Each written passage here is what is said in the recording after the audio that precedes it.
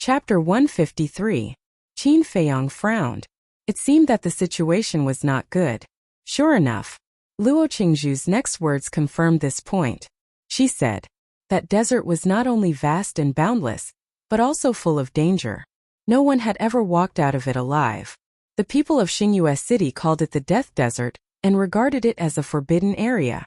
Feng Ling'er frowned and asked, "What are you two doing in the Death Desert?" Ling Yunfei was silent. Qin Feiyang did not say anything. Feng Ling'er threatened, "If you don't say it, I'll inform Elder Wan now." "All right, I'll tell you. I'm going to the Death Desert to find out the cause of my father's death," Ling Yunfei said in a deep voice. "Cause of death?" Feng Ling'er was shocked. "That's right. Back then my father went to the Death Desert and lost his life."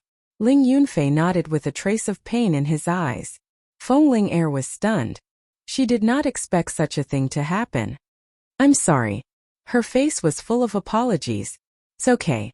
Ling Yunfei smiled reluctantly. "But even so, I won't allow you to go to the Death Desert. Because you're going to die. The cause of your father's death can wait until you become a battle king or even a battle emperor. You don't have to be in a hurry. Don't think that I'm joking with you. I know the two law-enforcing elders of Xingyue City's Martial Imperial Palace. As long as I say the word, you won't be able to escape," Feng Ling'er said. "Senior sister, I know you're doing this for my own good. But this time I have to go. Because I don't know how long I can live. What if I die one day? After all, the path of cultivation is full of danger. I can lose my life at any time. I don't want to live with regret for the rest of my life. Senior sister, Elder Feng was kidnapped by Zuan. And we don't know whether he's dead or alive. You must be very worried and sad now. So I hope you can understand my feelings," Ling Yunfei pleaded. Feng Ling'er looked at Ling Yunfei with flickering eyes. Alas! In the end, she sighed faintly and said, "All right, since you're so pitiful, I won't stop you. But the prerequisite is that I'll go too." "Ah!" Ling Yunfei was shocked and looked at Ling Yunfei for help. Qin Feiyang said, "You can go. But you're not allowed to act recklessly on the way." Feng Ling'er glared at him and said angrily, "When have I ever been willful? You're being willful all the time." Qin Feiyang mercilessly counterattacked. Even the desert of death was so dangerous, let alone that strange place. Therefore he had to advance step by step and eliminate all hidden dangers in advance. "Little bastard, say that again." Feng Ling'er gnashed her teeth and stared at him. Her beautiful eyes were full of anger. If she took off her mask, she would find that she was very cute now. "It's the same no matter how many times I say it." Qin Feiyang looked straight at her without dodging. If it was a normal day, he could give in. After all, as a man, he had to be magnanimous and give in to women. But in the face of serious business, he would not compromise with any woman. Feng Ling'er had an illusion at this moment. She felt that the current Qin Feiyang seemed to be a different person. He had the aura of an overlord of heaven and earth. Especially his eyes, which were sharp and somewhat intimidating, made her have the idea of avoiding. How could this be? I'm actually afraid of him in my heart? Feng Ling'er found it hard to believe. Qin Feiyang was only an 8-star martial master, but she was a 2-star martial grandmaster. There was a difference of a few small realms. It should be Qin Feiyang who was afraid of her? She did not dare to continue looking at him, because the fear in her heart had become stronger. She was really afraid that she could not control herself and lowered her head to Qin Feiyang. Her self-esteem, her pride, would not allow this to happen. So, she looked away and coldly snorted. "This aunt is magnanimous and will not argue with you." In this invisible contest, Qin Feiyang had won. He turned his gaze and looked at Luo Qingzhu, asking, "Is there a safer route from Xingyue City to the Desert of Death?" "Yes." Luo Qingzhu nodded. Although the Desert of Death was dangerous, many people liked to explore it. Of course, they only entered the periphery and did not dare to go deep. Therefore, over the years they slowly opened up a safe route. However, this safe route wasn't completely free of danger. Along the way, they would still encounter many fierce beasts. This depended on luck. If one was lucky, they would only encounter low-level fierce beasts. If one was unlucky and encountered a few martial grandmasters or even war king-level fierce beasts, their lives would be in danger. Qin Feiyong laughed. Then I'll have to trouble you to draw a map for me. This? Luo Qingzhu hesitated for a moment and nodded. All right, wait a moment. Then he walked to the desk and drew with a brush. Not long after, a map appeared in front of him. The place I marked with the red dot is the most dangerous place. You must be careful. In addition, there are 3 black dots. They are absolutely safe places. You can stop cultivating and adjust your state. Luo Qingzhu pointed at the map and introduced it to the 3 of them in detail. You're really thoughtful, Qin Feiyong muttered. Although the 3 safe spots might not be useful, he would remember Luo Qingzhu's good intentions. It was late at night. There was no moon in the sky and it was pitch black outside the city. It was obviously not suitable for traveling. The 3 of them stayed in the treasure pavilion. In the dead of night, Qin Feiyong stood in front of the window and looked at the dark sky. He was like an old monk in meditation and did not move for a long time. Buzz. He did not know how long had passed. He sensed the image crystal in his Qingkuan bag buzzing and trembling. When he took it out, the image crystal shone brightly and a shadow quickly condensed. It was Fatso. Zhang Laoda, is it going well? Fatso showed a standard smirk on his face. Qin Feiyong nodded and said, It's going well at the moment. Did anything major happen in Yen City these days? Fatso thought for a while and said, Nothing major, but 2 days ago, the eldest prince came to see you.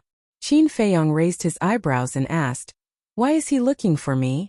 He wants you to help him refine 10 top-grade crimson fire-colored glass pills. It seems to be a betrothal gift for the Lin family. The medicinal materials are now with Fat Lord. Boss, do you want to help? If you don't, Fat Lord will return the medicinal materials to him tomorrow. According to Fat Lord's intention, we won't help him. Who told him to steal your woman? Fatso's face was full of disdain. Qin Feiyong frowned and said, I'll say it again. I only treat Lin Yi as a sister. She's a sister now. Who knows in the future? Fatso smirked. Qin Feiyong's face darkened and said coldly, You should be glad that I'm not in Yen City now. Otherwise, even if you don't die, you will lose a layer of skin. Keep the medicinal materials for the 10 crimson fire-colored glass pills first. In addition, inform me immediately if there is news about the blood-killing token. Roger. Fatso stood at attention. Qin Feiyong rolled his eyes and asked, Is there anything else? No, I wish you a safe journey. Pick up a few more girls. Let's go. As soon as Fatso finished speaking, the virtual image quickly disintegrated. Qin Feiyong shook his head and laughed. He put away the image crystal, entered the castle, and continued to copy the return formula. The next day, early morning, it was drizzling, and the weather was getting colder and colder. After saying goodbye to Luo Qingzhu, the 3 walked straight to the city gate. Ling Yunfei whispered, Did you notice that Luo Qingzhu wants to follow us? Qin Feiyong nodded. Last night, he had already noticed it, but he didn't point it out. Is anyone going to the Death Desert? If there is, let's go together. We can take care of each other on the way. Outside the city gate, there were more than a dozen people gathered. There were men and women, old and young, and their strength was quite good. Among them, a big man in black was shouting with all his strength. When the 3 passed by, the big man immediately stepped forward, grabbed Qin Feiyong's hand, and said with a smile, Little brother, are you going to the Death Desert?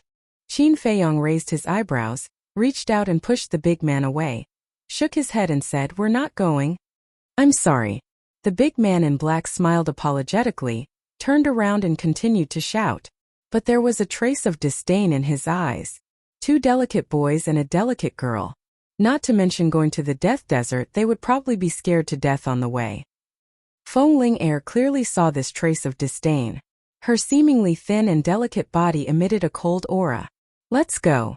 There's nothing to fuss about. Qin Feiyong said lightly.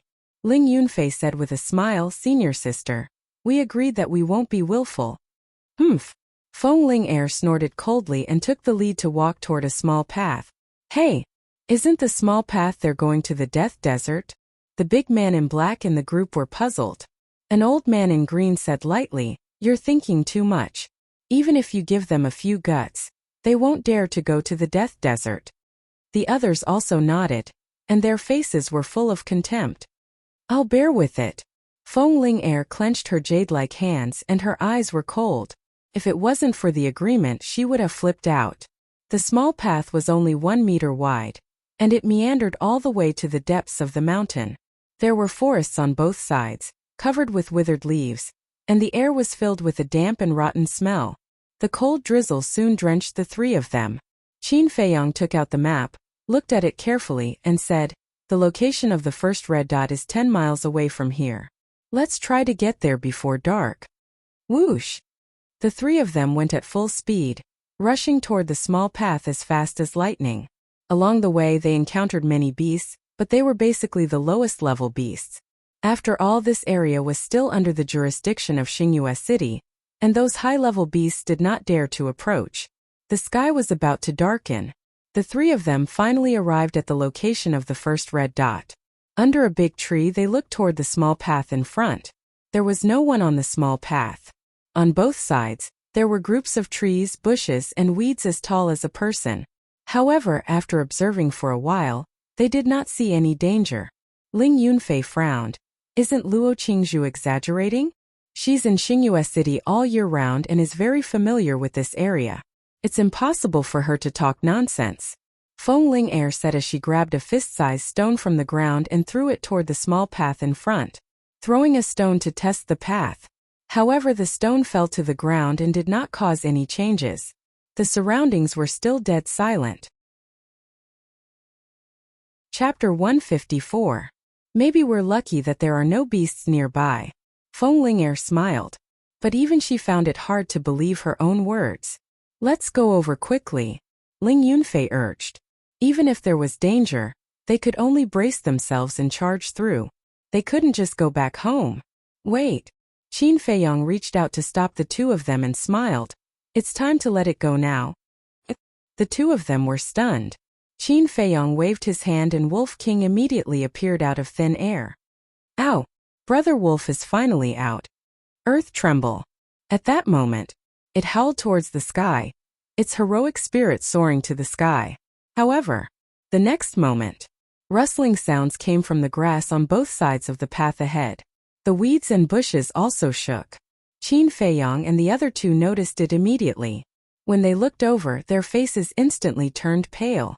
2 red scorpions crawled out from the grass, their heads as big as wash basins.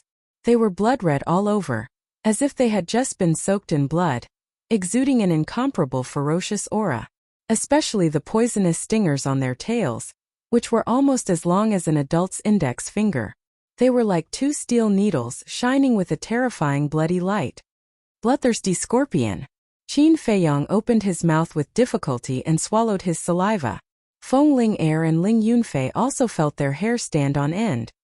Aren't they just 2 little scorpions? What's the big deal? Wolf King glanced at the 3 of them in disdain and swaggered towards the 2 bloodthirsty scorpions. However, before it could get close, its body stiffened. One by one, bloodthirsty scorpions kept crawling out from the grass. 2, 5, 10. They were densely packed and couldn't be counted in a short time. Qin Feiyong and the other two's expressions changed abruptly. They shouted at Wolf King in unison. Come back quickly.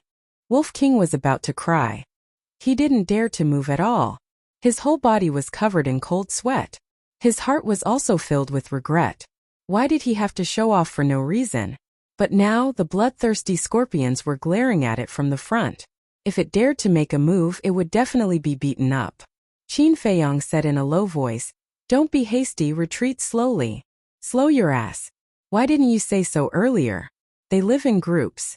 Wolf King cursed in exasperation as he moved back inch by inch. If it had known, it wouldn't have come here to show off even if it was beaten to death. However, as soon as Wolf King moved, it was as if he had poked a hornet's nest. The bloodthirsty scorpions swarmed out and swarmed towards Wolf King. Run! Wolf King let out a low growl, turned around without hesitation and bolted away. Qin Feiyong and the other 2 were also running away in fear. Wolf King roared. The outside world is too dangerous.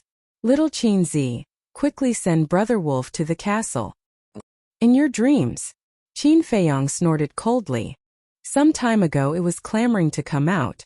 Now that it was in danger, it wanted to hide inside. How could it be so easy? Disloyal bastard. Brother Wolf will bite you to death. Wolf King roared angrily. When he looked back, he was so scared that he almost peed. Those bloodthirsty scorpions were not slower than him at all. Distance. They were quickly closing in.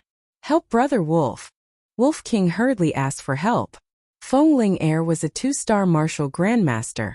Although she did not have any auxiliary martial arts techniques, she was undoubtedly the fastest. Although Qin Feiyong and Feng Ling Er were 8-star martial masters, they had mastered perfect auxiliary martial arts techniques. Except for Wolf King. Although it was comparable to a 9-star martial master, its speed could not keep up. Qin Feiyong turned his head and his eyes suddenly darkened. He decisively took out the Chang Shui, turned around and ran towards Wolf King. Little Qin Zi, you are loyal. Wolf King was overjoyed. Whoosh! But in the next moment, the group of bloodthirsty scorpions behind him raised their tails and spat out blood-red liquid. Like arrows they shot towards Wolf King. Damn it, don't scorpions only sting people? Why do they spit venom? Wolf King was so scared that he roared again and again. Who told you that they only sting people? Qin Feiyong was speechless. Ordinary scorpions only knew how to sting people, but were these scorpions ordinary? They were more terrifying than ordinary beasts. Whoosh! Wolf King suddenly turned around and jumped into the forest next to him. Qin Feiyong's expression changed drastically and he roared, "Come out quickly!" But as soon as Wolf King jumped into the forest, the venom rushed towards him. Damn it! Qin Feiyong cursed and also jumped into the grass next to him. He had narrowly escaped a calamity, and the venom shot to the ground making a sizzling sound. In the blink of an eye, a face-sized pit appeared. And there was also a scarlet blood mist rising from the pit. This blood mist drifted in the air. It actually carried a faint fragrance. However, wherever this blood mist shrouded, whether it was flowers, grass, or trees, they withered and rotted at a speed visible to the naked eye. Obviously, this blood mist also contained a strong poison. Qin Feiyong got up, covered his nose first, and looked towards the front of the path. Those bloodthirsty scorpions did not stop. Like a sea of blood they surged over, making people's hair stand on end. Feng Ling Er, Ling Yunfei, you guys run. When I find Wolf King I will meet you guys. Qin Feiyong roared and went into the forest without looking back, looking for Wolf King. Extremely annoyed. This damn white-eyed wolf. Didn't he know that the forest was more dangerous than the path?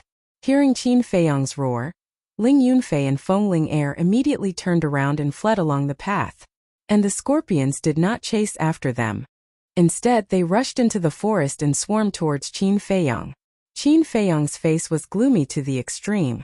As he ran, he scanned the forest. The sky was getting darker and darker. If he did not leave the forest, he was afraid that he would not only face the scorpions, but also other birds and beasts. Ow! Roar! Suddenly, from the left there was a wolf howl and a beast roar.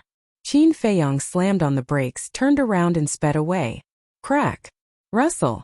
Behind, the bloodthirsty scorpions were like a swarm of locusts. Wherever they passed, they were unstoppable. Patches of weeds and shrubs fell, leaving a mess. Fortunately, the forest was dense and helped Qin Feiyong block the venom. Otherwise, he would not even have bones left now. After galloping for about 10 breaths, he came to a small hillside. At the bottom of the hillside there was a small river. The water was very muddy, and on the riverbank, Wolf King was crazily fighting with a fierce crocodile. When Qin Feiyong saw the appearance of the fierce crocodile, his face instantly paled. It was actually a saw-toothed crocodile. Wolf King roared, "Little Tianzi, come down and help." Qin Feiyong dashed down like an arrow. Borrowing the force of his descent, he clenched his 5 fingers tightly and his true energy surged as he threw a punch at the Wolf King. That's right. The target of the attack was Wolf King. Seeing that the fist was about to hit Wolf King suddenly dodged to the side. Rushing thunder killing fist. At the same time, Qin Feiyong growled and punched the head of the saw-toothed crocodile. Roar! Accompanied by a painful scream, the head of the saw-toothed crocodile burst open on the spot. Bang! Its huge body also fell to the ground. Wolf King said with lingering fear, "Fortunately, you came in time. Otherwise Brother Wolf would be dead." Let's go. Last time near Black Bear City, Ling Yunfei and I killed a saw-toothed crocodile. In the end, we alarmed the entire group of crocodiles. I'm afraid this time is no exception. Qin Feiyong shouted in a low voice. Roar! However, it was too late. Saw-toothed crocodiles continued to appear from the forest on both sides and the river in front. The small ones were 5 or 6 meters long. The big ones were more than 10 meters long. There were even 2 saw-toothed crocodiles that were more than 20 meters long behind the crocodiles on both sides. Those bloody mouths and dense fangs made the man and wolf's faces turn pale. Look behind. The bloodthirsty scorpions rushed down from the hillside like a blood-colored waterfall, making people shudder. You really jinxed it, Wolf King said angrily. If it weren't for you running into the forest, would we be in such a situation? Qin Feiyong said angrily. If Brother Wolf didn't run into the forest, he would have been drowned by the venom. I'm afraid not even a strand of hair is left now. Wolf King roared. All right. Stop talking nonsense. I have an idea. Qin Feiyong said impatiently, a cold light flashing in his eyes. What idea? Wolf King was surprised and puzzled. Let them kill each other. Qin Feiyong said in a low voice. The group of crocodiles and scorpions were ferocious as they pounced on the man and wolf. In the blink of an eye, Qin Feiyong grabbed Wolf King and entered the castle. Roar! Hiss!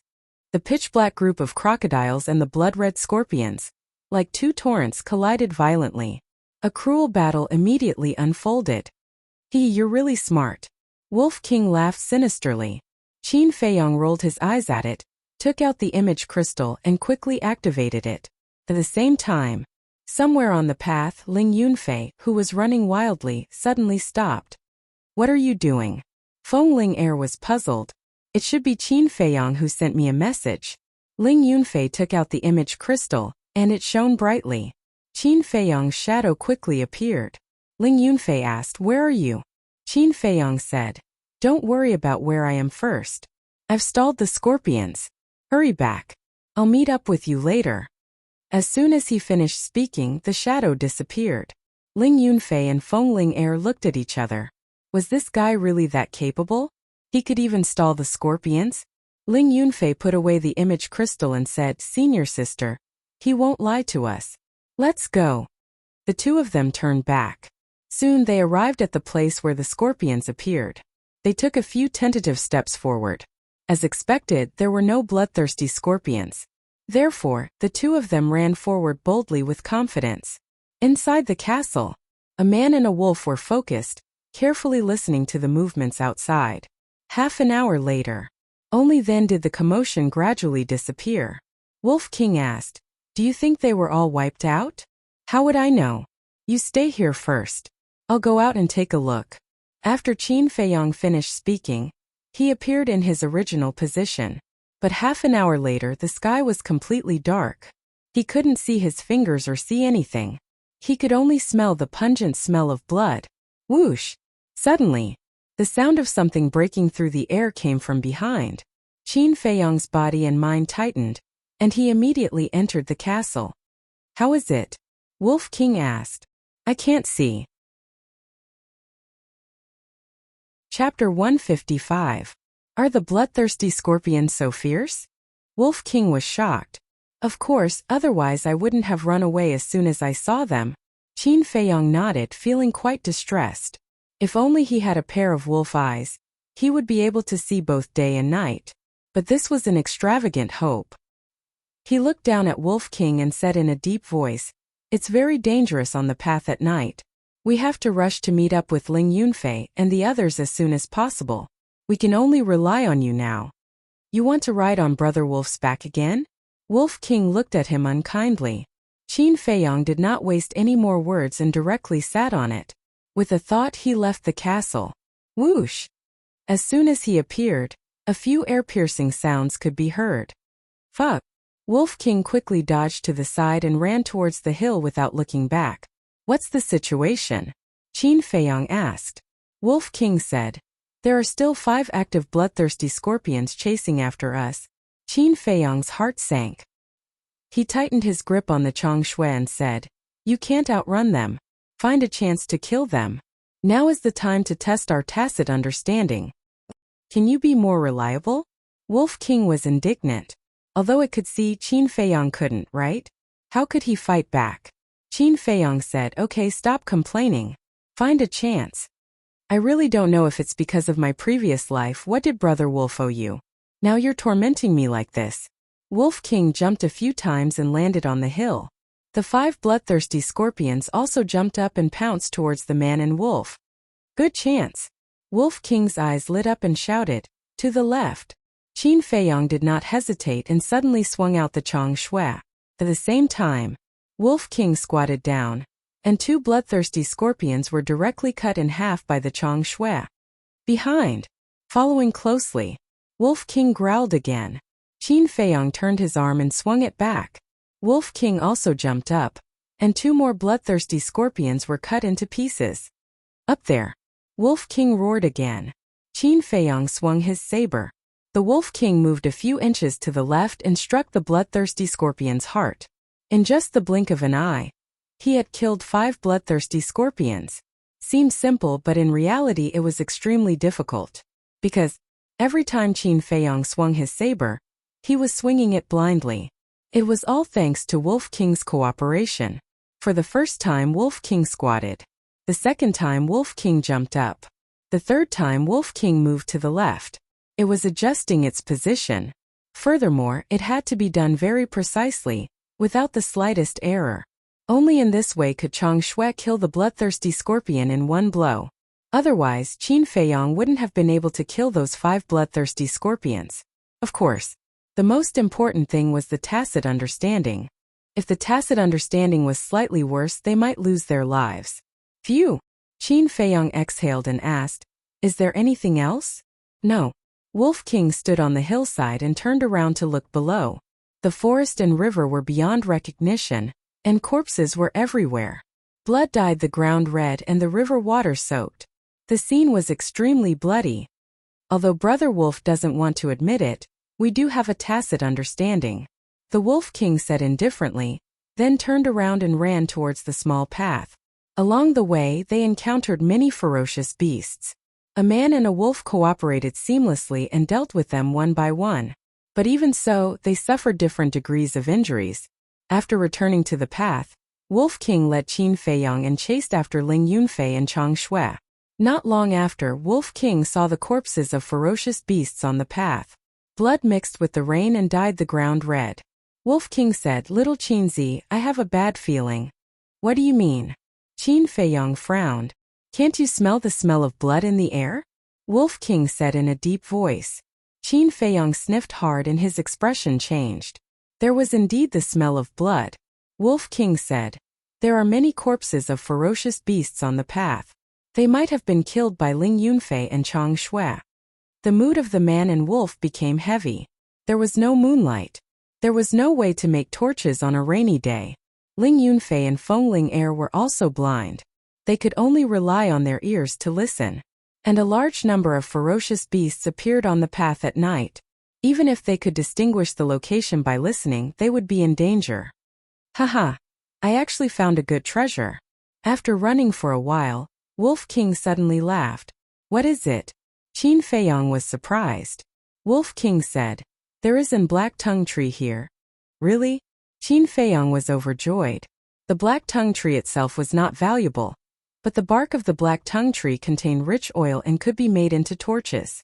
Moreover, as long as it was not soaked in water, it would not go out. Wolf King sighed again.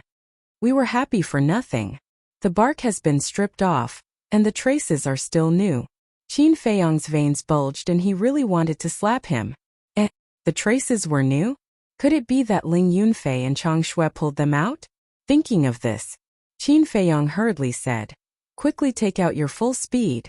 With a torch, although they could see the surroundings clearly, there was also a fatal drawback.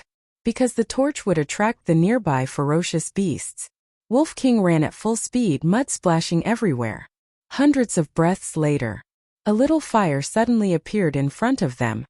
Is it them? A man and a wolf approached quickly with a nervous heart. When they got closer, Qin Feiyang discovered that there were actually more than 20 figures. Obviously, it couldn't be Ling Yunfei and Fengling Air. Wolf King suddenly said, "Aya, not good." Brother Wolf ignored the many footprints on the ground. "Do you believe that I won't slap you?" Qin Feiyong said angrily. To be able to ignore such important information, it was really not reliable at all.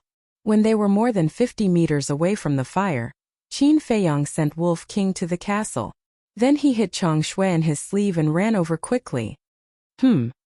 Hearing the footsteps, the 20 or so people turned to look at Qin Feiyong at the same time. "It's them?" Qin Feiyong frowned. Under the light of the fire, many familiar faces could be seen. It was the black-clothed man and others who invited him to team up outside the city in the morning. Those people also saw Qin Feiyong's true face. "Xiu, didn't you say that you won't go to the Death Desert? Why are you here? You actually came here alone to smear my name. Aren't you a little too bold?" Three big men stood up and looked at Qin Feiyong unkindly. Qin Feiyong stood 5 meters away, looking at the black-clothed man and others. However, he suddenly noticed that there were two people lying on the ground behind these people. Although their faces were blocked, he knew from their clothes that they were Feng Ling Er and Ling Yunfei. What happened to them? Qin Feiyong frowned. The black-clothed man sneered. "They are seriously injured.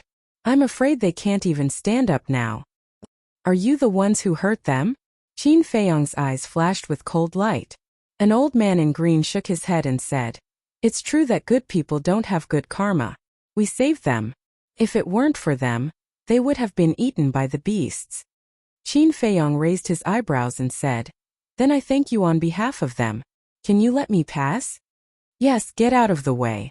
The old man in green waved his hand and several people standing in the middle of the road retreated to the side. That moment, Qin Feiyong clearly saw the situation of Feng Ling Er and Chang Shui. The two of them were lying on the ground unconscious. Their faces were as pale as paper and their bodies were full of injuries. There were even a few claw marks that were so deep that bones could be seen. In the grass next to the two of them, there were two beasts lying. There was a fist-sized bloody hole in their heads. Blood was gushing out. They were already dead.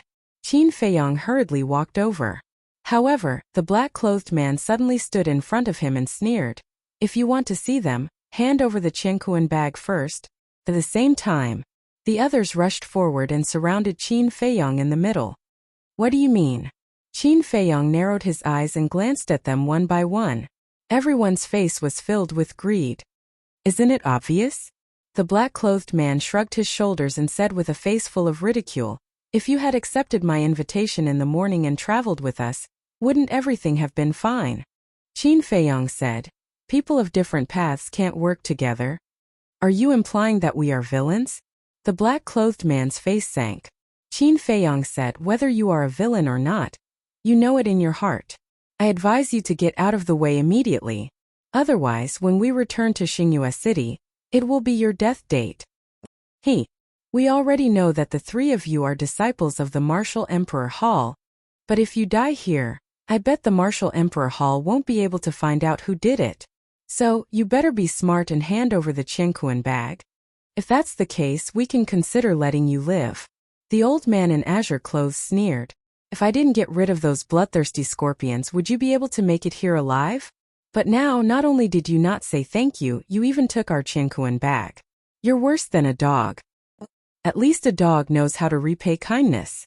Qin Feiyong's face sank. "You? Haha. Are you talking in your sleep?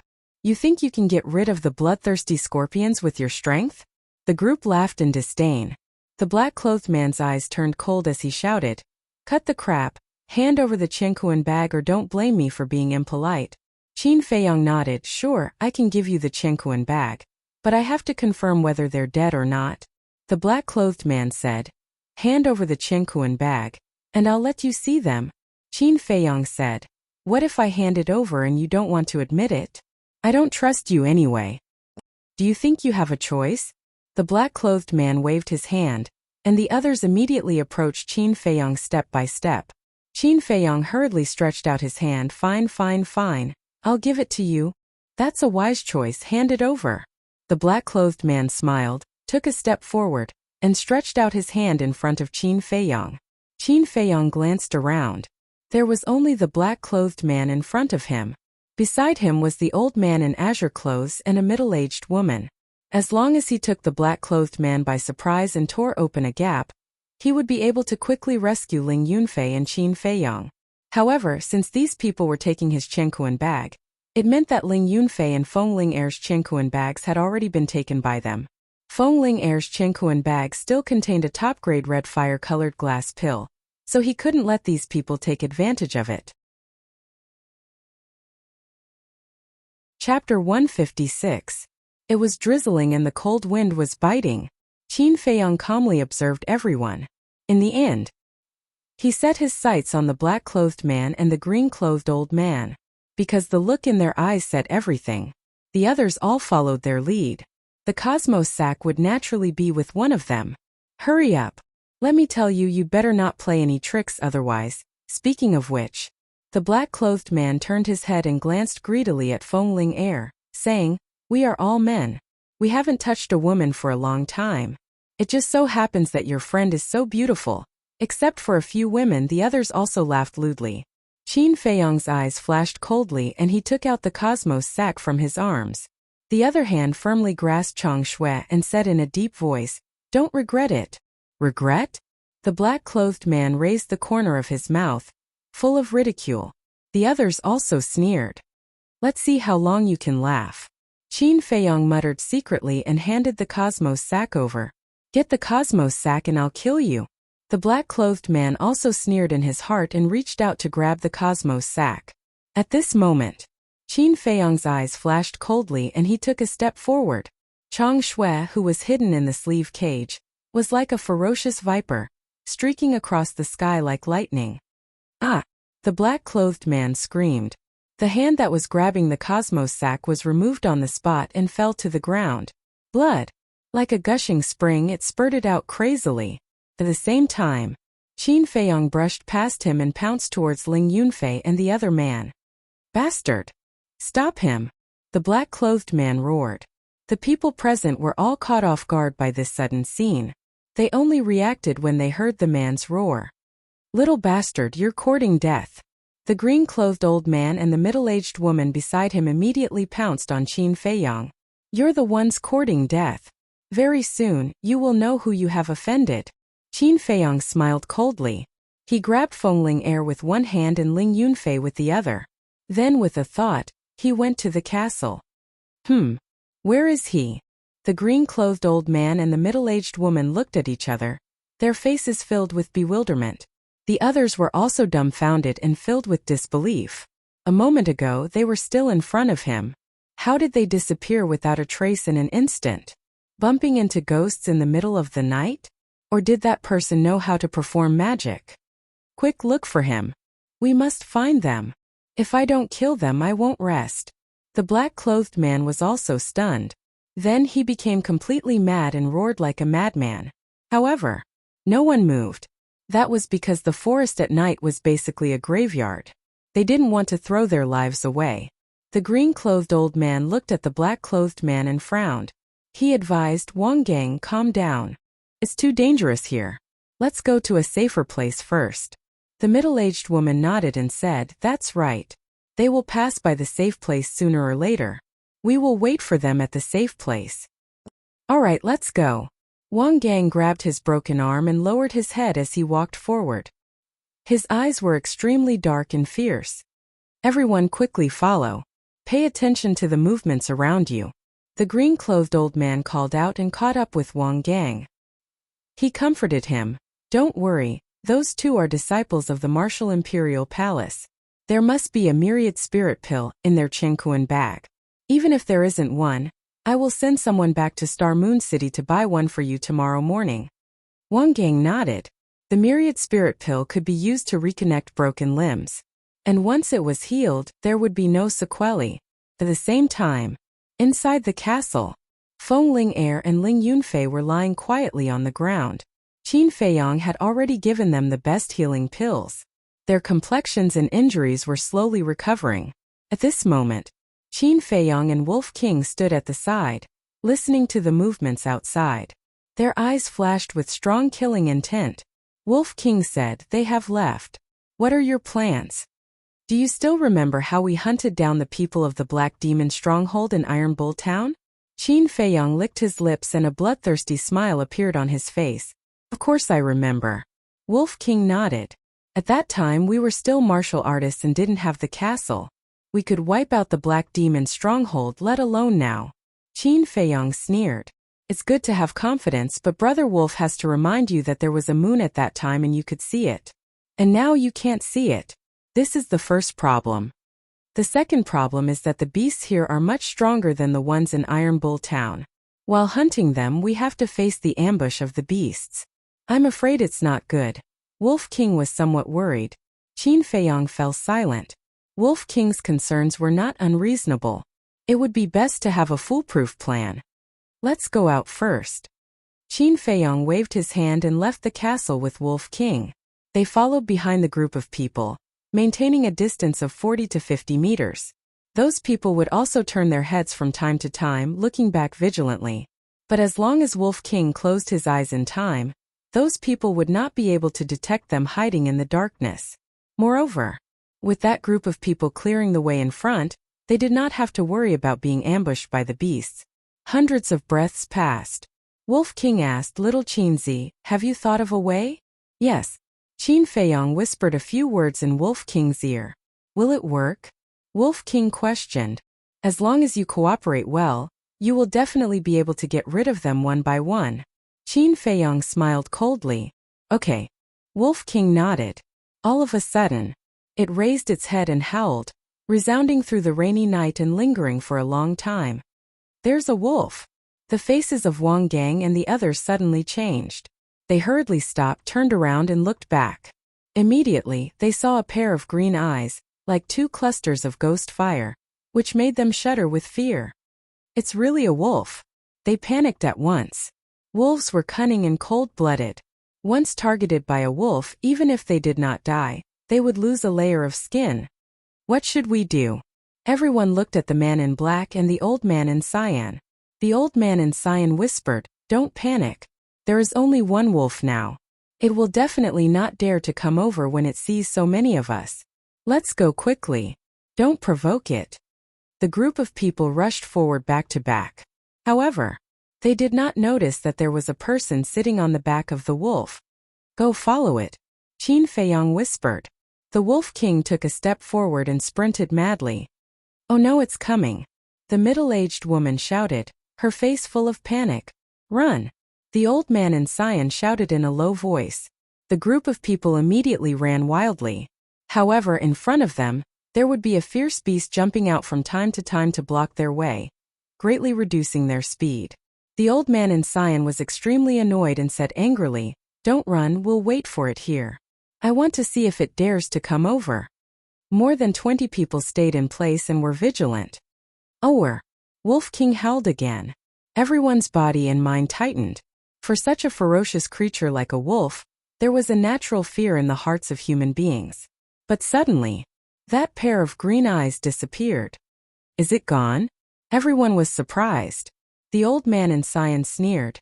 "No matter how cold-blooded it is still afraid of death. It must have left." But before they could breathe a sigh of relief, that pair of green eyes appeared again. "Bastard! It's obvious that it has targeted us. There may even be a pack of wolves hiding nearby." The man in black roared. His face was very ugly. Hearing this, everyone panicked again. Their bodies and minds were shrouded in fear. The old man in cyan gritted his teeth and said in a deep voice, "We can't continue like this. You three go and take a look. If there's really only one, get rid of it as soon as possible." He pointed at the three middle-aged men with a commanding tone. "Us?" The faces of the three men instantly turned green. The old man in cyan shouted, "Go quickly, or I'll leave you here to fend for yourselves." The three men's bodies trembled, holding a torch, and walked step by step towards the man and the wolf. The torch was made of the bark of the black tongue tree. Under the illumination of the fire, it could be clearly seen that there were bean-sized beads of sweat on their foreheads. They were sweating in such a cold day, which showed how nervous they were at the moment. "Are they finally here?" Qin Feiyong's eyes flashed with murderous intent. He let Wolf King do this, in fact, to bluff, deliberately mystify, to lure those people to come to his door. Then, the man and the wolf separated and lurked in the grass beside the path. Disappeared again? The three men were stunned, and then they were wild with joy and turned to look at the old man in cyan, as if to ask, since they disappeared, was there no need to go over? Continue. The old man in cyan shouted. The three men's faces stiffened, and they had no choice but to bite the bullet and continue to walk. Soon, they came to the ambush point of Qin Feiyong and Wolf King. Glancing around, one of them smiled and said, "I don't see any wolves, they must have left, let's hurry over." The other two nodded. However, just as they turned around, a man and a wolf suddenly pounced out from the grass. Qin Feiyong's target was the man with the torch, Chang Shui, showing off his sharpness. He easily cut off the man's neck. At the same time, Qin Feiyong grabbed the torch and threw it into the forest behind. The place was instantly plunged into darkness. Ah! Accompanied by a shrill scream, Wolf King also bit off a man's throat. "Come and save me." There was only one man left. He grabbed a broadsword and waved it crazily in the dark, while asking the black-clothed man and the others for help. "What should we do?" The people in the distance panicked. The next moment, another cry of agony rang out. They knew that the three men were dead. Everything happened so fast that they were not mentally prepared at all. "Be quiet," the black-clothed man shouted, his face as calm as water. Everyone immediately shut their mouths and stared at the pair of green eyes in the distance, their hearts trembling. "Did you notice that two shadows just appeared?" The old man in cyan said in a deep voice. The middle-aged woman nodded and said, "There are indeed two shadows. It seems that there is not only one wolf but two." Although Qin Feiyong had immediately thrown away his torch, the majority of the people were still able to catch sight of his shadow, but they did not see it clearly. So they thought that there was another wolf. "No, if there are really two wolves, shouldn't there be two pairs of eyes?" someone said. The old man in cyan said, "Wolves are cunning by nature. The other wolf may have been closing its eyes or squinting its eyes in order to confuse us and make us careless." Hearing this, the group of people could be said to be panicking to the extreme, completely at a loss. Why were they so unlucky to encounter such a cunning beast? What should they do now? Chapter 157. Of course, this kind of result was also what Qin Feiyong wanted. Only when the other party panicked would he have the chance to eliminate them one by one. Wolf King walked in front of Qin Feiyong and asked, "What do we do next?" Qin Feiyong sat on Wolf King's back and sneered, "Continue to walk towards them. I want them to be scared out of their wits. Let them taste the taste of despair." Heh. Wolf King laughed sinisterly and walked over step by step. "It's here again. Wang Gang, old he, what should we do now?" The middle-aged woman and the others panicked and looked at the black-clothed man and the green-clothed old man. To be honest, the two of them didn't have any idea now. Wang Gang said in a deep voice, "Old he, why don't you personally bring people over and get rid of them? Why don't you go?" The green-clothed old man sneered. Wang Gang said angrily, "If my arm wasn't broken, I would have gone long ago. Would I still be here talking to you?" The middle-aged woman frowned. "Old he, other than Wang Gang, you are the strongest here. You can't stay out of this." "Yeah, if we don't get rid of them as soon as possible, I'm afraid we won't have a peaceful journey. Old he, help us please." The others also cupped their hands and pleaded. The green-clothed old man glanced at everyone, his eyes flickering. Finally, he gritted his teeth and said in a deep voice, "Which one of you will go with me?" Now he had to go, because if he didn't go, he would definitely be ostracized by everyone and even be kicked out of the team.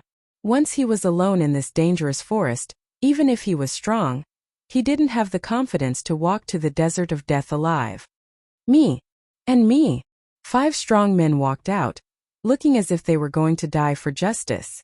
The green-clothed old man glanced at the 5 of them, pointed to 3 of them and said, "The 3 of you walk in front of me, the 2 of you on the left and the other on the right."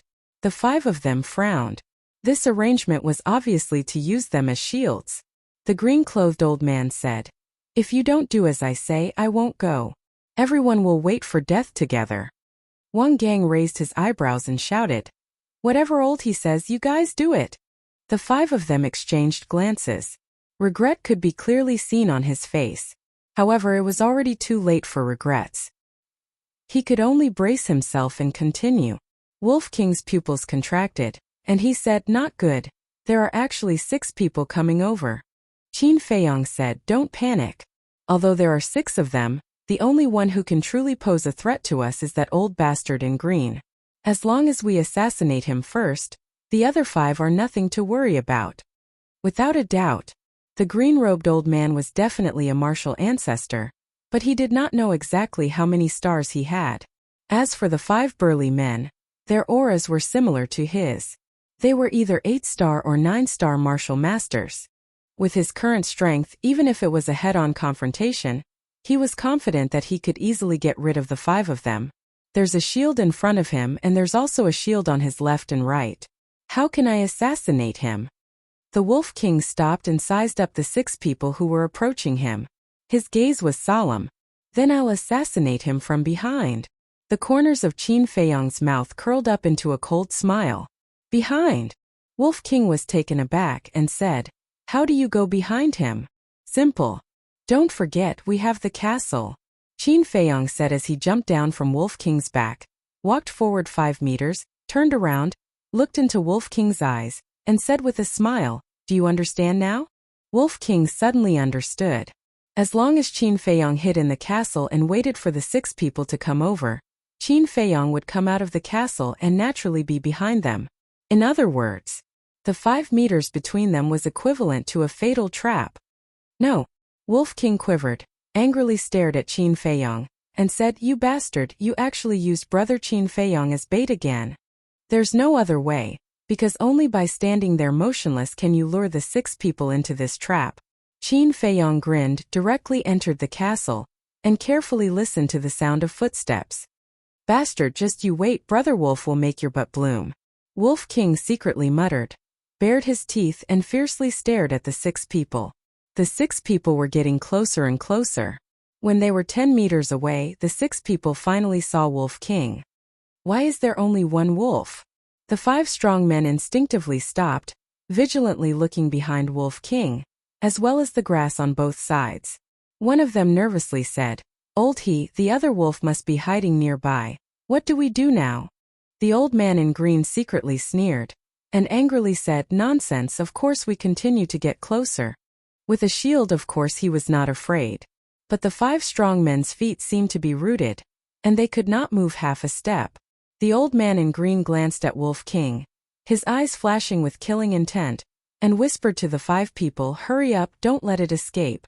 If the other wolf sneaks out to attack dodge, I'll kill it with a palm strike." The 5 strong men took a step forward again, inching towards Wolf King bit by bit. 9 meters. 8 meters. 7 meters. 6 meters. 5 meters. The castle was right here. The 6 people took another step and stepped into the trap. Ower. Accompanied by a wolf howl, Wolf King revealed his ferocious nature and pounced towards the 6 people. "Kill!" the old man in green shouted. The 3 strong men in front immediately raised their weapons and slashed towards Wolf King. The 2 strong men on the left and right each held a torch, staring at the grass in front of them to prevent the other wolf from sneaking an attack. The old man in green also swept his eyes back and forth, his face full of vigilance. In the distance, Wang Gang and the others looked at the situation with smiles on their faces. There should be no problem now, right? But the next moment, their gazes focused. Behind the old man in green, a person actually appeared out of thin air. Just like a ghost, there was no sign at all. The back view is so familiar. It's him. That disciple of the martial imperial palace. The group of people turned pale with fright, as if they had seen a ghost. Wang Gang hurriedly shouted, "Old he, be careful behind you." "Behind me?" When the old man in green heard the roar, he frowned slightly and looked back in confusion. Immediately, a face entered his line of sight. Close at hand. There was a bright smile on his face. However, this smile, in the eyes of the old man in green, was simply the smile of a devil, causing all the hair on his body to stand on end in an instant. He instinctively struck out with his palm, but before he could raise his arm, he felt a pain in his heart. He instinctively lowered his head to look. He saw a snow-white dagger piercing into his heart. Fresh blood spurted out. Following closely, an incomparable pain like waves of the sea crazily attacked every nerve in his body. At that moment, he couldn't help but scream miserably. Heart-wrenching. Old he. The expressions of the two brawny men on the left and right changed drastically. Without hesitation, they raised their torches and threw them at Qin Feiyang. Qin Feiyang glanced at the two of them, pulled out Chang Shui, and kicked the old man in green in the chest. With the help of this force, he retreated several meters away. The old man in green was sent flying by a kick. With a bang he fell to the ground. Old he. How are you? I have a healing pill here, quickly take it. The two brawny men hurriedly ran over, took out healing pills, and stuffed them into the old man's mouth. But just now Chang Shui had already pierced through his heart. No matter how many healing pills there were, it was useless. His head tilted and he died on the spot. Ah! At the same time, another 3 screams rang out. It turned out that the other 3 brawny men had their throats bitten by the Wolf King, and they died. However, the Wolf King's back also suffered a cut, so deep that the bone could be seen. Bang! The 3 corpses fell to the ground, and mud splattered everywhere.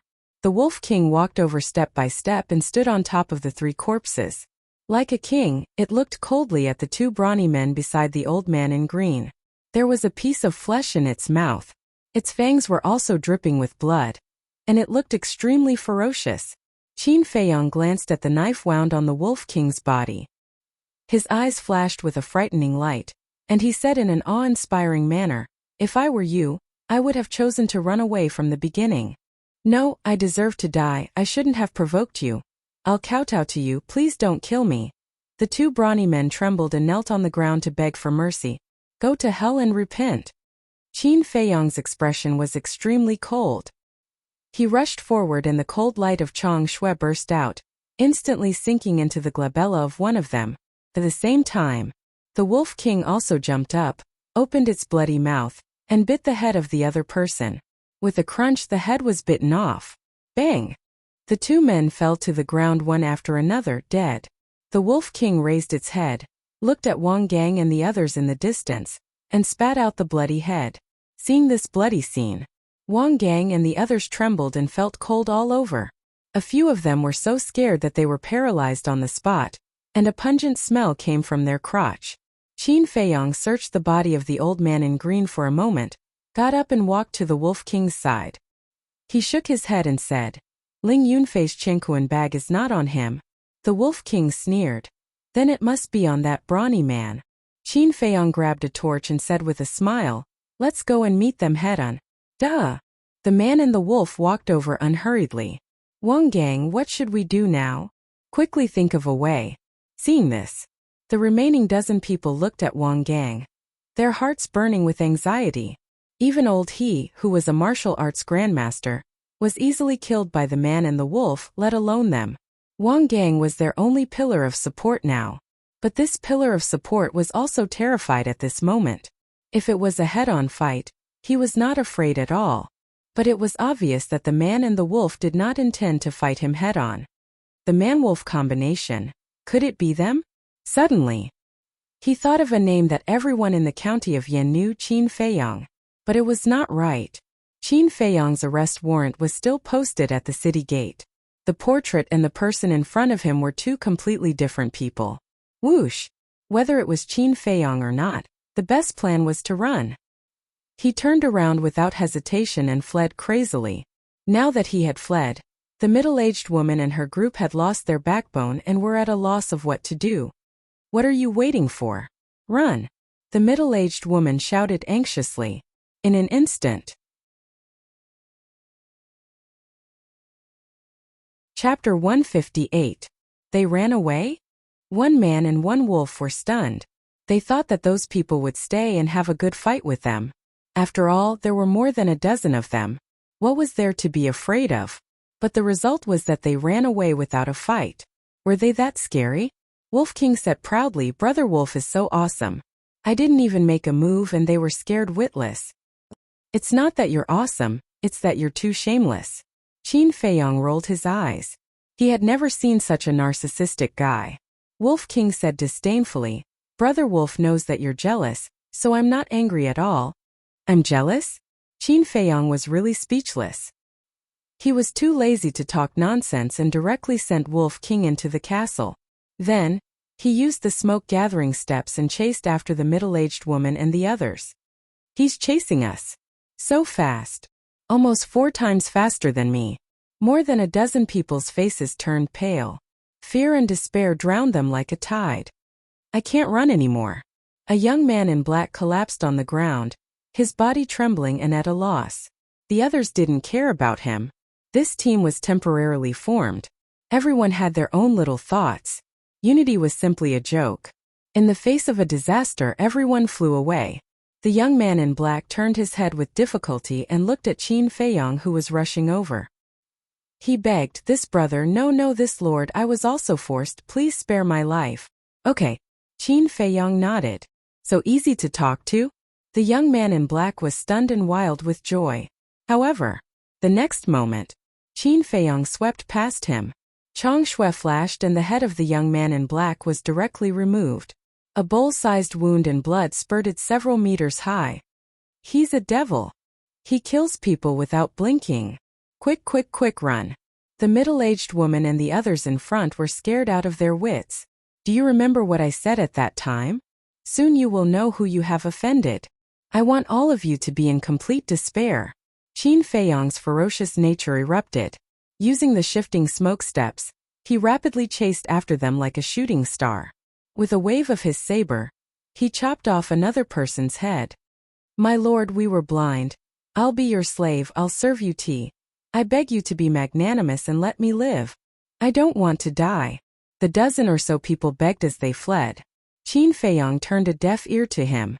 With the Chang Shui in his hand, he crazily harvested heads one after another. The remaining people were scared out of their wits. 2 of them fled into the forest in a panic. But not long after, screams could be heard. Obviously, they were killed by the ferocious beasts in the forest. Fresh blood dyed the small path red. The smell of blood was pungent. Heads rolled in the mud one after another. Their eyes were wide open, filled with fear and despair before death. "Little bastard, don't go too far." The middle-aged woman roared.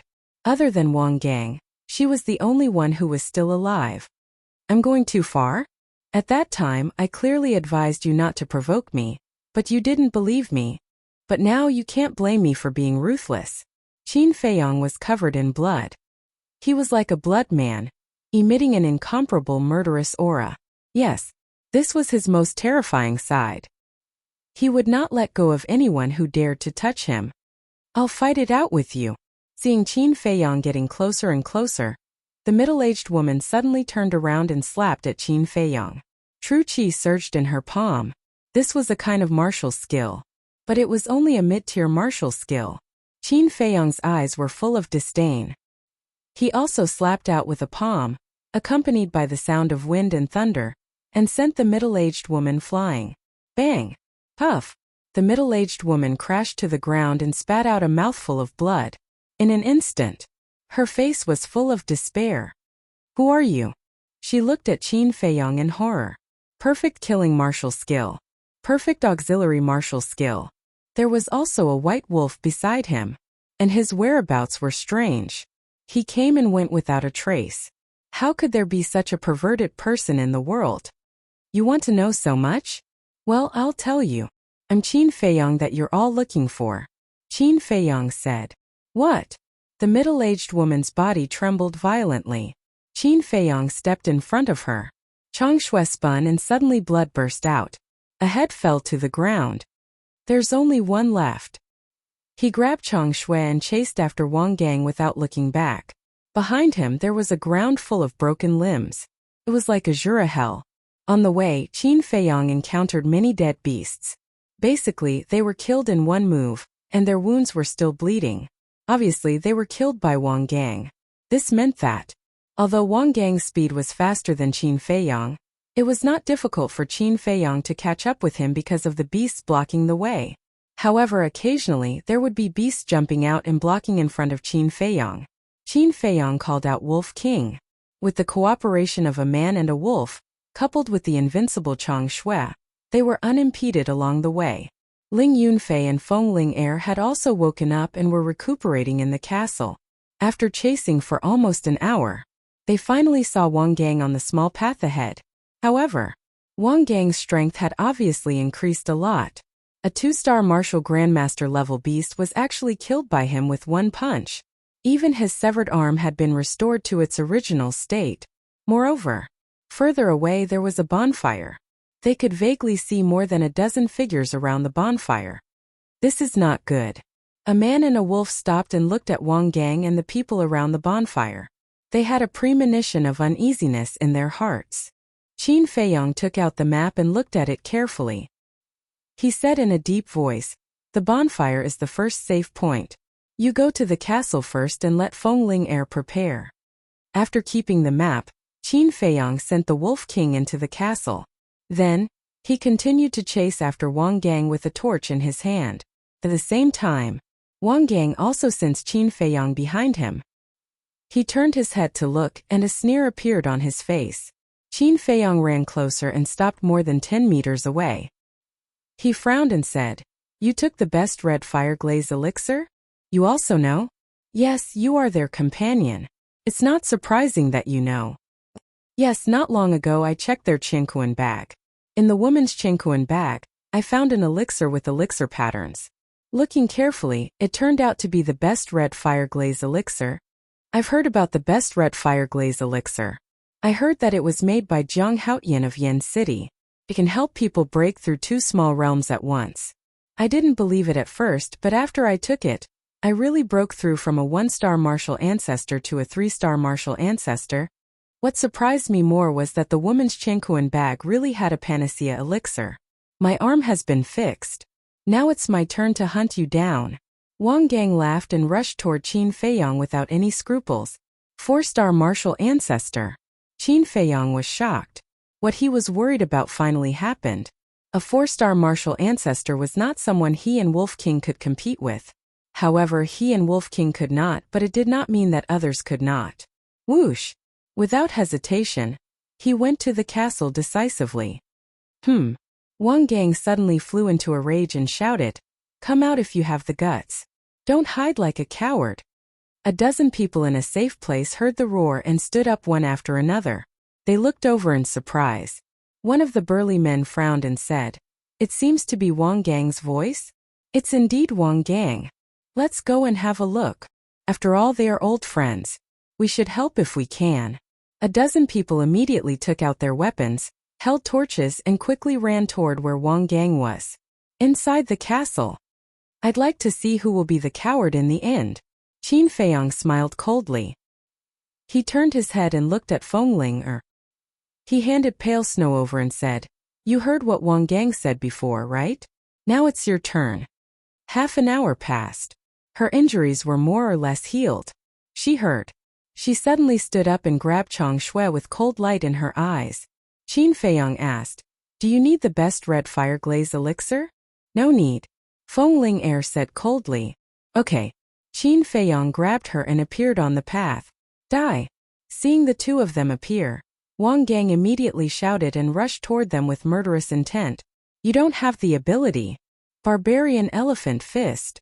Feng Ling's killing intent surged. Her seemingly delicate body went up to meet the attack without dodging. She clenched her jade-like hand and punched out. "Bitch, see how I'll play you to death later." Quicksand Palm. Wang Gang laughed lewdly as he waved his palm, sweeping up the rain that filled the sky as he slapped towards Feng Ling. The fist and the palm collided. The two of them retreated at the same time, with a trace of blood at the corner of their mouths. How is it possible? Wang Gang's face changed. Wasn't this bitch a 2-star martial grandmaster? How could her strength be on par with his? Right. It must be because the barbarian elephant fist was a perfect martial skill. His quicksand palm was only a superior martial skill, which made up for the gap in cultivation. If it wasn't for the fact that I was seriously injured from fighting with the fierce beasts. If it wasn't for you sneak attacking me. Do you think you can knock me out with your mediocre skills? You think you can steal my Qiankuan bag? Bastard, you actually dared to take the supreme grade red fire-colored glass pill. Today I'll dig out your eyeballs, chop off your hands, and feed the beasts. Feng Er was furious. She grabbed Chang Shui with her left hand and punched with her right hand. 9 afterimages of her palms carried a terrifying pressure and rushed toward Wang Gang. The Martial Imperial Hall's exclusive perfect martial skill. Illusion Palm. You're a core disciple of the Martial Imperial Hall. Wang Gang's face turned pale. Because only core disciples were qualified to practice the perfect martial skill, Illusion Palm. The rest of the disciples could only practice the superior martial skill, Illusion Palm. In his heart he had the intention to retreat. He punched with his palm and the palm wind was bitingly cold. But what he hit was only an afterimage. Feng Er took the opportunity to slap him in the chest. With a crisp crack, the bones in Wang Gang's chest broke on the spot. Bang! At the same time his body flew out horizontally and smashed into the ground a few meters away, creating a deep pit. Feng Er chased after him. Her whole body was cold. Puff! Wang Gang spat out a mouthful of blood. Enduring the pain, he hurriedly climbed out of the deep pit and turned around to escape. But at this time, Feng Er had already caught up, bent down and waved Chang Shui, instantly cutting the tendons of his feet. Bang!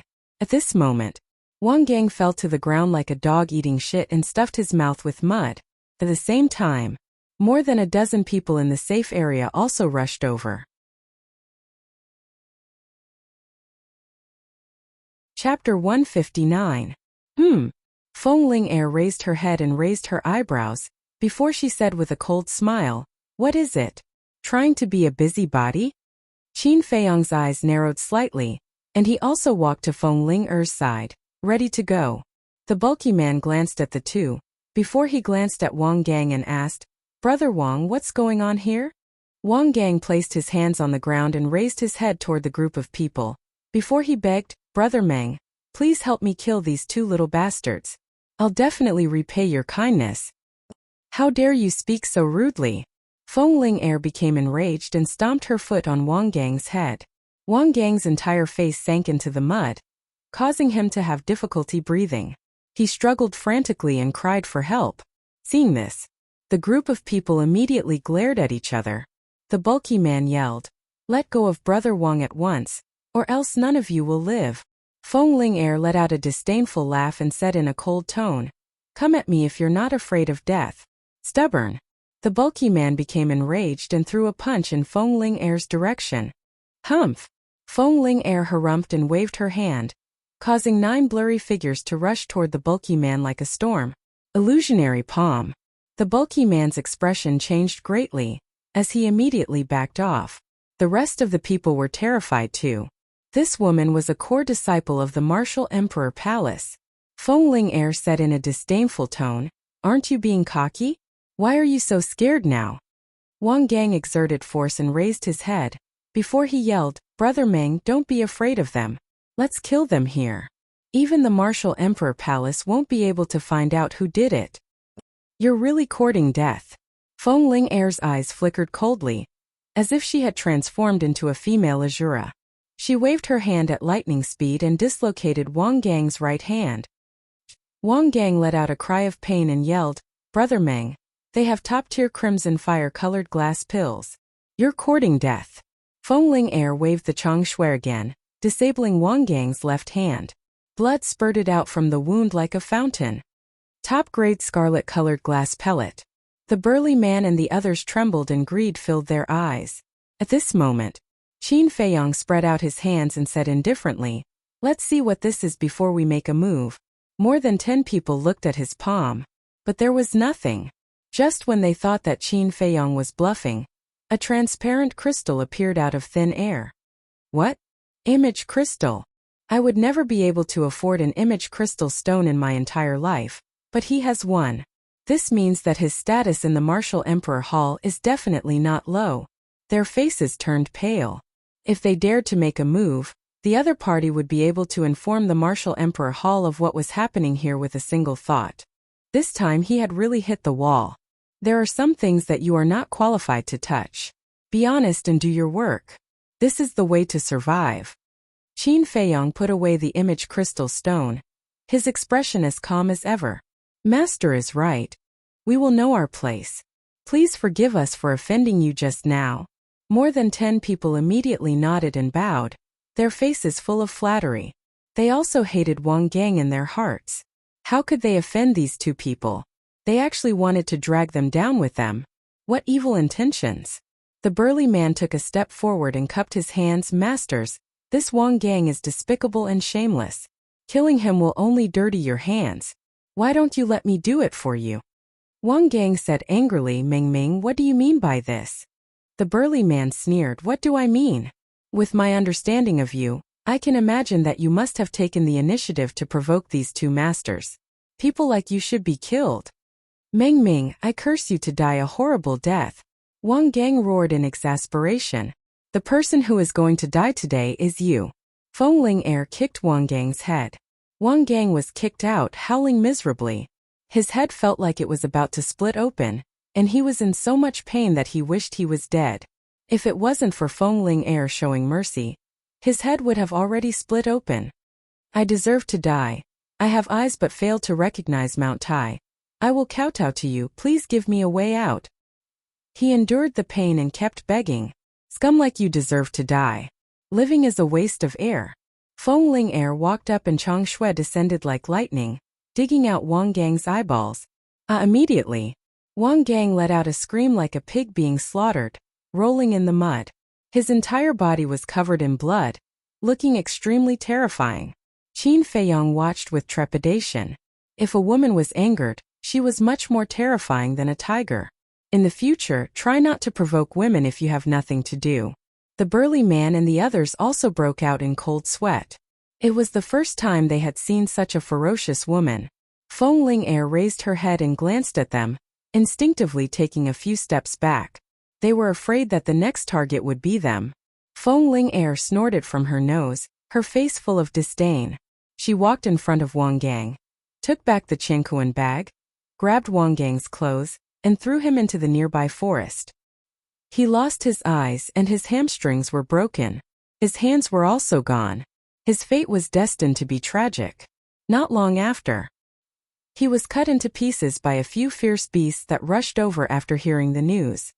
He died in endless despair, and in the end not even his bones were left. Those fierce beasts wanted to attack Qin Feiyong and the others again. But when they saw so many of them, they tactfully left. The burly man smiled and said, "Two lords, please follow us to a safe place." As he spoke, he waved to the others. Those people immediately retreated to the side and made way. Feng Ling Air nodded and looked down at the Chang Shui. The more she looked at it, the more she liked it. She turned to look at Qin Feiyong and asked hesitantly, "This? You see, we are so familiar with each other.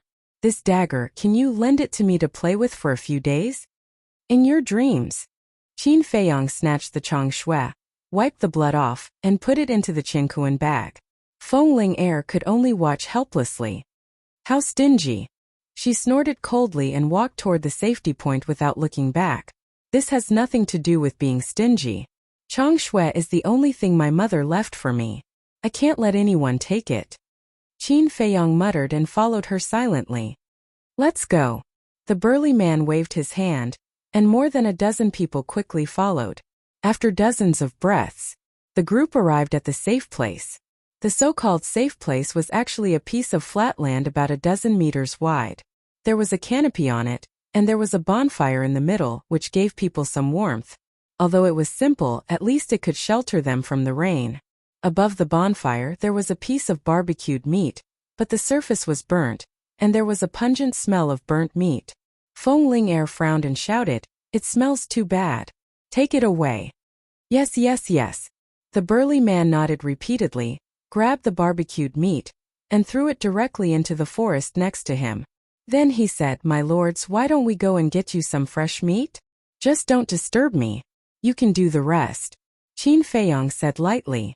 Then he sat aside, took a supreme-grade healing pill, and began to recuperate. "What about you?" The burly man looked at Feng Ling Air again. Feng Ling Air glanced at Qin Feiyong. The more she looked, the more unhappy she was. "Humph." She snorted and sat aside. Then she said to the group of people, "Don't say I didn't warn you.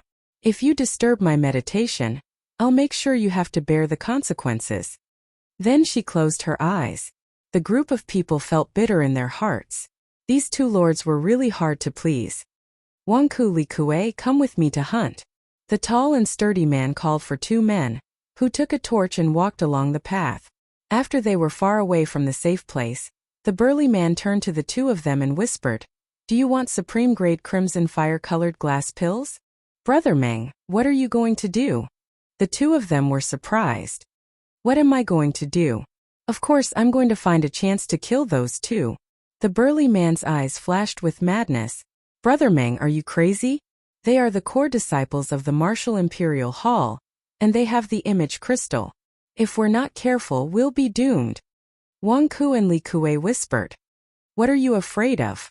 Aren't they meditating now? When they let down their guard at midnight, we'll sneak attack them. At that time, they won't have a chance to send a message to the Martial Imperial Hall. As long as we can get the supreme-grade crimson fire-colored glass pill, not only can I become a 6-star martial ancestor, but you can also become a 5-star martial ancestor. It's a once-in-a-lifetime opportunity. You have to think carefully." The burly man instigated, "What if they only have one supreme-grade crimson fire-colored glass pill? How are we going to split it?" Wang Ku frowned. "That's easy. We'll take it to the Precious Treasure Pavilion and auction it. From what I know, the supreme-grade crimson fire-colored glass pill is sold for more than 4 million gold coins in Yen City. At that time, each of us will get more than 1 million gold coins." The burly man said with a smile, but there was a trace of coldness in his eyes. The two of them trembled violently. More than 1 million gold coins, they had never seen so many gold coins in their lives. The burly man urged, "Hurry up and make a decision. If you don't do it, I'll find someone else." "We'll do it," the two of them said hurriedly. The burly man smiled and said, "I knew you would agree. Wait for my signal and act according to the situation." The two of them nodded. Then, the three of them killed a ferocious beast casually and returned to the safe place. Qin Feiyong opened his eyes a little and watched the three of them. They knew it was dangerous outside, but they still took the two of them to hunt. Wasn't it too abnormal? But after observing for a while, he didn't see anything strange about the three of them. "Am I thinking too much?" Qin Feiyong murmured and was about to close his eyes. However, at this time, the burly man turned his head and glanced at him and Fengling air. Seeing that both of them had closed their eyes, a cold smile appeared on his face. But it disappeared immediately. But he didn't expect that this abnormality was clearly caught by Qin Feiyong. He also didn't expect that Qin Feiyong was a very cautious person. There's really something wrong, Qin Feiyong thought to himself. After pondering for a moment, he opened his eyes, got up and walked to Fengling air. Under the puzzled gaze of the burly man and others, he grabbed Fengling air and suddenly disappeared without a trace. Chapter 160.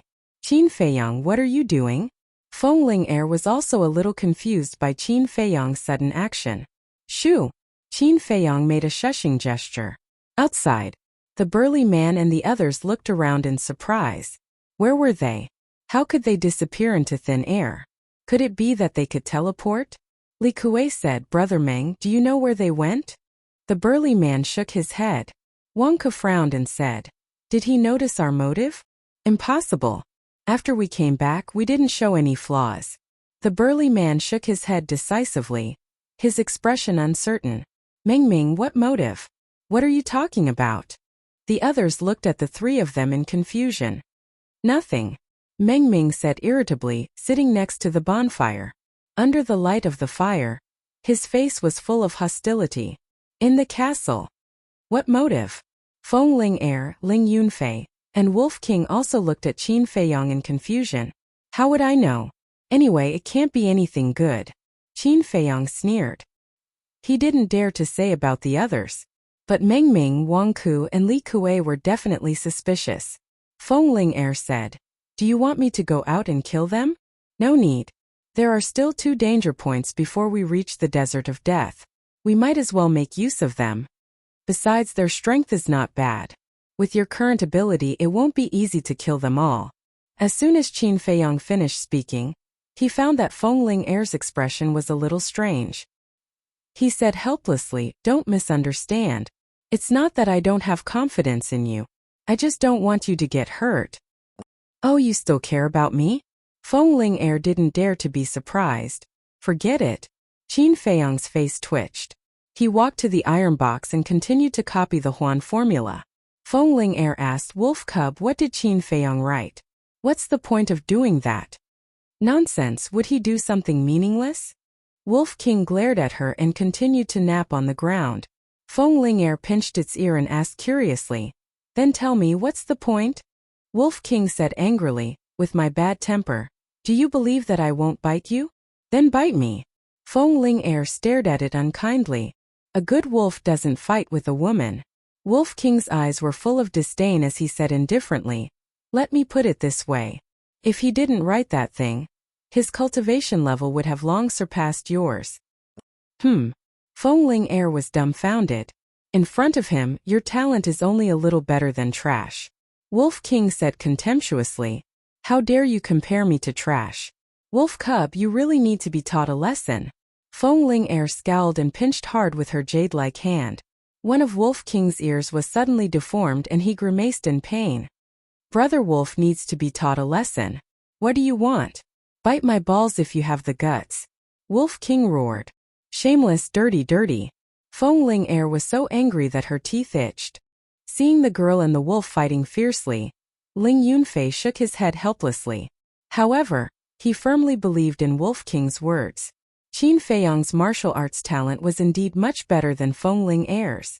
It could even be said that in the entire county of Yan, no one could be his match.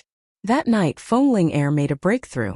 She was thick-skinned and asked Qin Feiyang for a supreme grade red fire glaze elixir.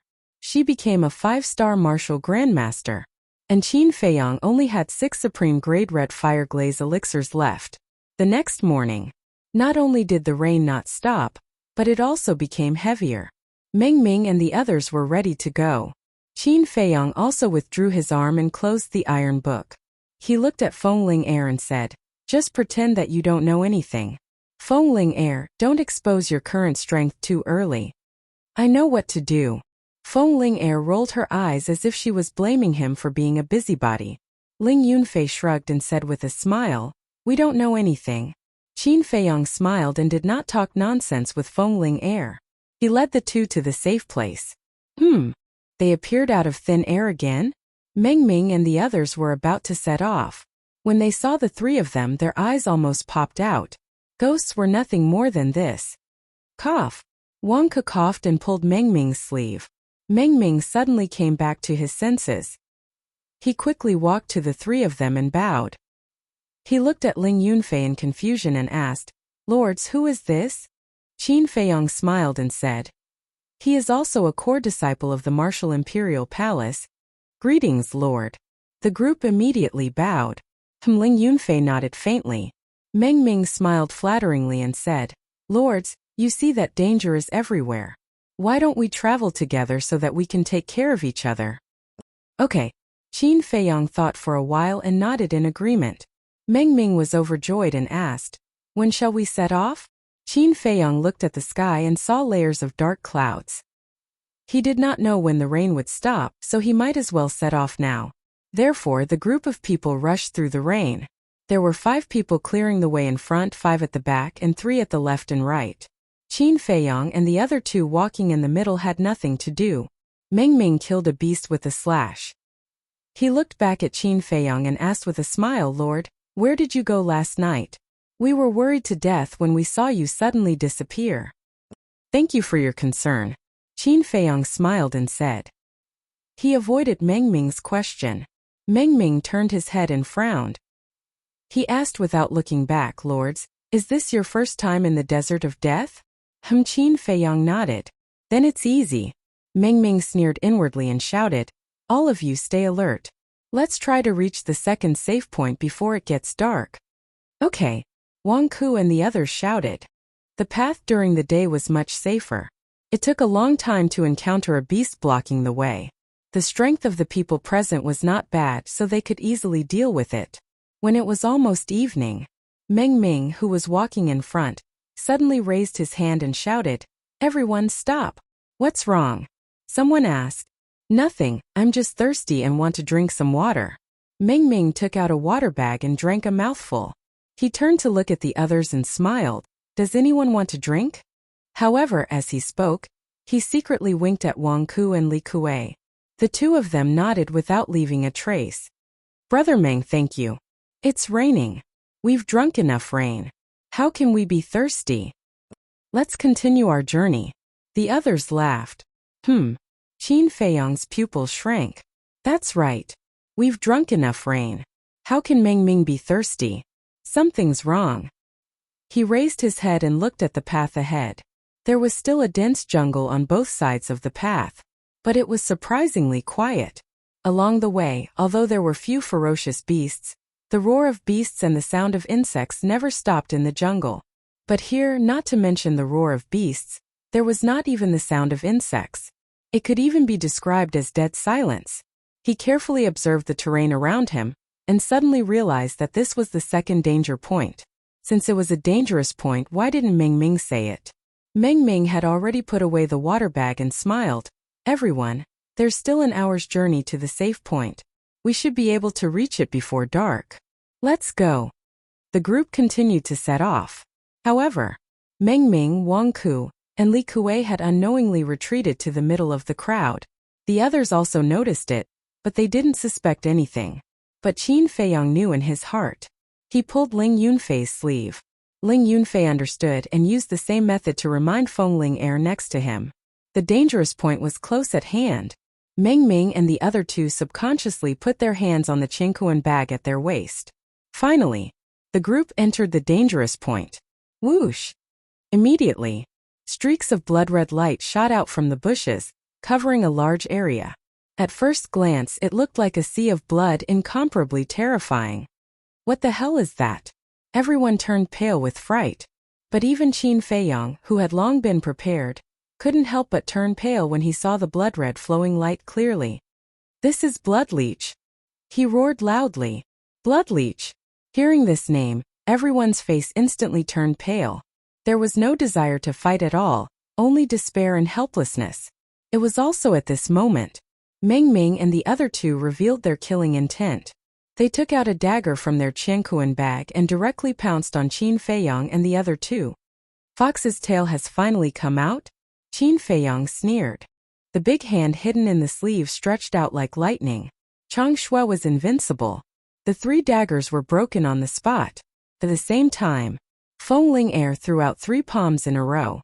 True Qi rolled as if it could topple mountains and overturn seas. Puff! Meng Ming and the other two spat out a mouthful of blood. Their chests instantly caved in. Immediately after, Qin Feiyang and the other two reached out with their big hands. Each of them grabbed one person and used them as a meat shield. They rushed forward violently. The swarm of blood leech all gathered on Meng Ming and the other two and crazily drilled into their bodies. The others were also drowned by the blood leech. Screams could be heard incessantly. Qin Feiyang and the other two rushed out without looking back. Then they threw Meng Ming and the other two aside and ran more than 10 meters away. Only then did they turn around and look at Meng Ming and the others. Those blood leech were only the size of a thumb. They were blood-red and extremely disgusting. Even with Feng Ling fearless personality, when she saw those blood leech, her beautiful face turned pale. "My 3 lords, please save us. It hurts. They drilled into my body and are sucking my blood." Meng Ming and the other two cried out in pain as they rolled on the ground. Their bodies were covered with blood leech. They could not be swatted away or shaken off. Qin Feiyang sneered. "You schemed to kill us and now you want us to save you. Do you think we are stupid?" "What?" They actually noticed it. Meng Ming's expression changed abruptly. He hurriedly said, "My lord, what are you saying? We never had such thoughts." Qin Feiyang said indifferently, "Since you didn't have such thoughts, why didn't you tell us that this is the second danger point? How did you know? Isn't this your first time here?" Meng Ming exclaimed in disbelief.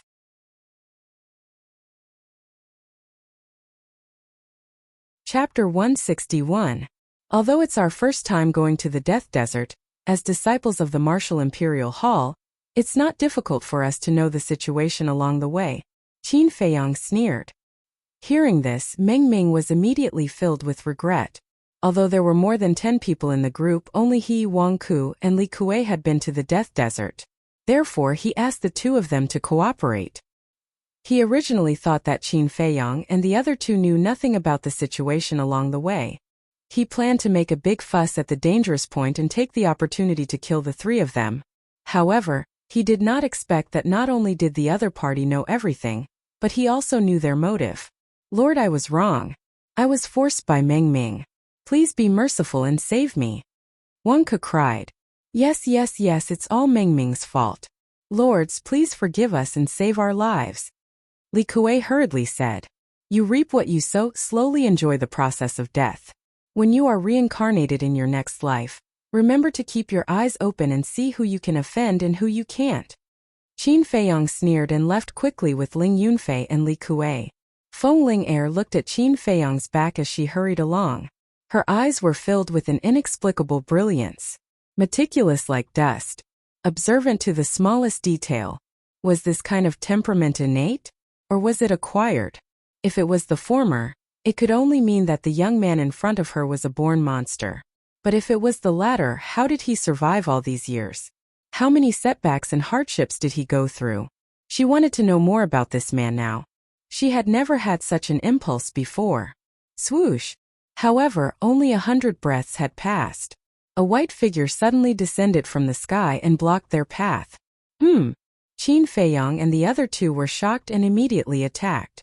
However, when they saw the person's face, they quickly turned around and fled. This was because the person who had arrived was Elder Wan. Stop! Elder Wan shouted with a ghastly expression.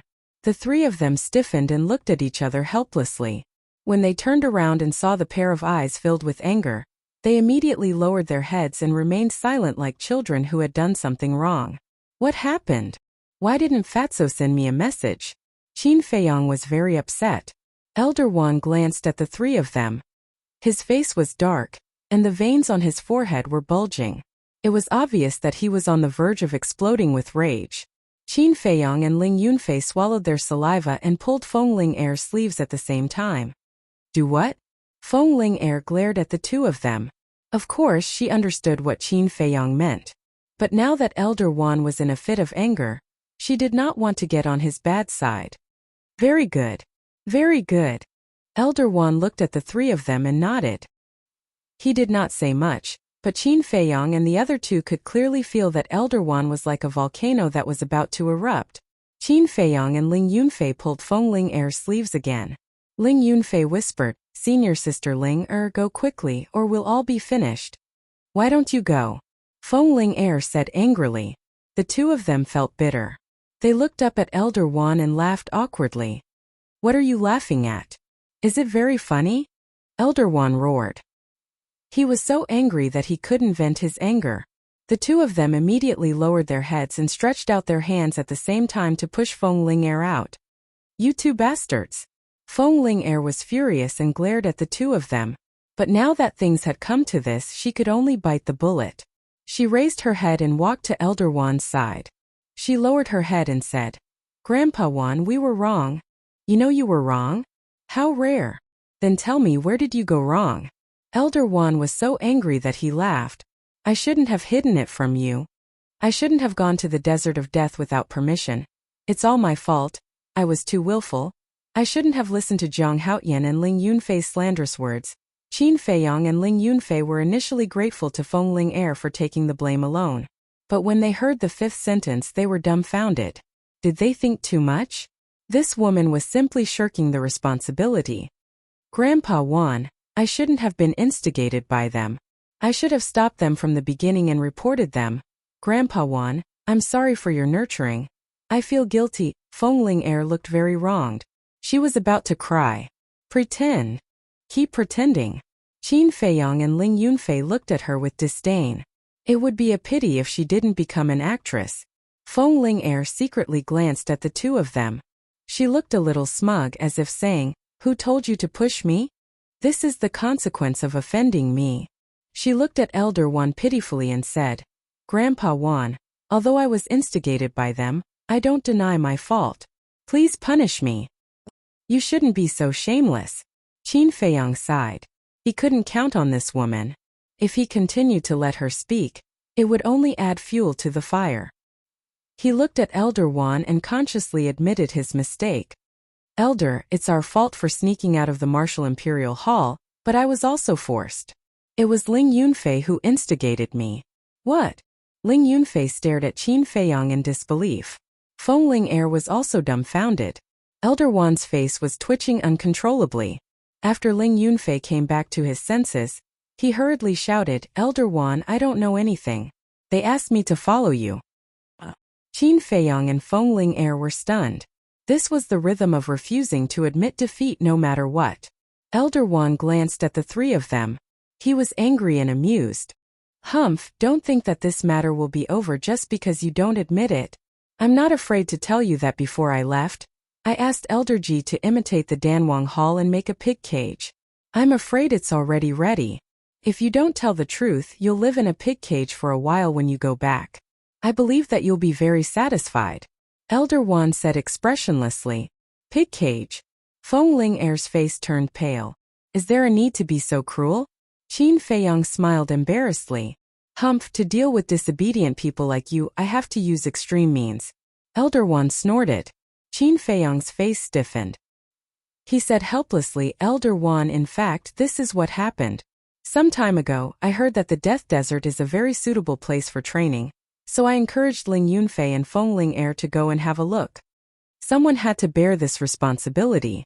Since Feng Ling and Ling Yunfei were unwilling, he would bear it. Is that really the case? Elder Wan frowned. Qin Feiyang nodded. During this period, Ling Yunfei was struggling. In the end, he made up his mind. He couldn't let Qin Feiyang take the blame. He shook his head and said, No, it's all my fault. I wanted to find out the cause of my father's death, so I asked Zhang Haoyan and senior sister Ling to help. Elder, if you want to punish someone, punish me alone. I'm willing to go to the pig cage. Feng Ling stared blankly at Qin Feiyang and Qin Feiyang. She gritted her teeth and said, Grandpa Wan, they originally planned to wait until they became stronger before coming. It was I who couldn't wait and forced them to come now. You can punish me, but can you not go to the pig cage? Have you found your conscience? Qin Feiyang and Elder Wan were a little stunned. The three of you are really reckless. With your little strength, let alone going to the Death Desert, it's your luck to be able to come here. I say, can you guys save us some trouble? Do you know how worried Elder Ji and I were when we found out that you sneaked out of the Martial Imperial Hall? Do you want to worry us old guys to death?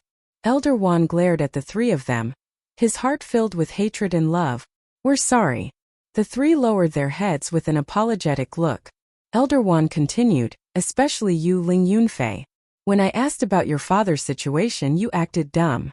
Am I that untrustworthy? Ling Yunfei wanted to say something, but he did not know what to say. Actually, when I found out that you guys sneaked out, I already guessed that it might be related to your father. I won't deny that I did ask about your father's situation because I wanted to know the location of that place, but I didn't mean any harm. I'm just trying to find out what kind of treasure is in that place, which caused the death of a genius of the Martial Emperor Hall. Elder One let out a sigh. So you've already guessed it. Qin Feiyang's heart shuddered. Luckily, he did not continue to hide it. Otherwise, it would only make things worse. I'm sorry. Ling Yunfei bowed and said. He initially thought that Elder One had some ulterior motives, but in the end it was just a misunderstanding. Elder One waved his hand and said, That's enough, I'll let it go. Since I have nothing else to do during this period, I'll bring you guys to the Desert of Death. The three were overjoyed. This old man was a real battle dominator. It would save them a lot of trouble if he were to tag along. Elder One shook his head and let out a smile, before he waved his hand and unleashed his battle chi, bringing the three into the sky and sprinting toward the Desert of Death. That's incredible speed. Qin Feiyang mumbled and asked in a confused tone, Elder, how did you know we snuck out? And how did you find this place? Feng Ling and Qin Feiyang glanced at him in confusion too. Yesterday, I went to look for Ling but there was no one in the cultivation room. I went to look for Ling Yunfei, but there was no one there either. I thought it was strange, so I went to look for you again.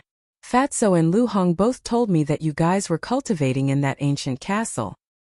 I almost believed it. Luckily, Elder Chu told me that Ling had left the martial imperial palace before. Elder Wan said. After knowing this, he went to look for Fatso and Lu Hong to settle the score. However, the two of them were very stubborn and refused to say anything even if they were beaten to death. In a fit of anger, he confiscated their image crystals and ran to the black-armored guards guarding the city gate to ask about it. The guards told him that they had indeed seen Feng Ling and two disciples of the martial imperial palace leaving Yen City and heading toward Xingyue City. He then chased them to Xingyue City and asked the guards there. He found out that the three of them were heading toward the Desert of Death. How could this be? He hurried over in a hurry. As expected, he found Qin Feiyang and the other two on the way. In other words, their whereabouts would be exposed not because of Qin Feiyang and Ling Yunfei but because of Feng Ling Because Feng Ling was too famous and was wearing a mask, she was too conspicuous. It was very easy to find out.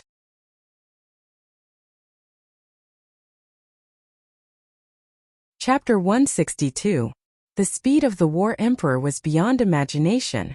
A few hundred breaths later, a vast and boundless desert entered the sight of Qin Feiyang and the other two.